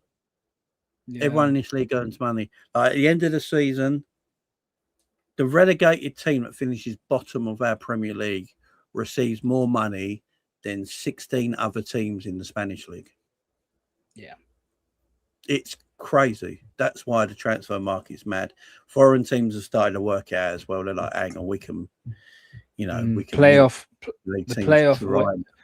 Hull City won more tournament earnings in the playoffs than what Inter won for winning Serie A. Yep. Yeah, look at that. Ekitike one good season cost us 80, and Ekitike's a baller. You know what I mean? Mm-hmm. So, yeah. Elliot Anderson, British record transfer low. Yeah, that's what it's going to be, Skull, man. You know what I'm saying? And I like Elliot Anderson. I think we all like Elliot Anderson as a midfielder. But to say he's a £120 million midfielder is just... I'm expecting him to be like, you got to be creating chances, stopping attacks, doing everything, man. It's the world we live in right now, guys, and we just got to pay what we got to pay. I think Liverpool, I know news was that Liverpool don't want to spend big this summer. I think the ball going to spend close to 300 million this summer, personally. Yeah. I think Liverpool going to spend a lot of money this summer and getting the players that they need to get in, and should be exciting. Should be another exciting window round, which we'll all bring you. Guys, don't forget to go and subscribe to Ram's channel. If you've not done so already, go and please subscribe to Ram, as he'll be bringing you a lot of transfer coverage through the summer as well. Also, go and subscribe to Fozzie's channel as well, so he'll be doing the same. We're all going to be very busy this summer. A lot of transfer news.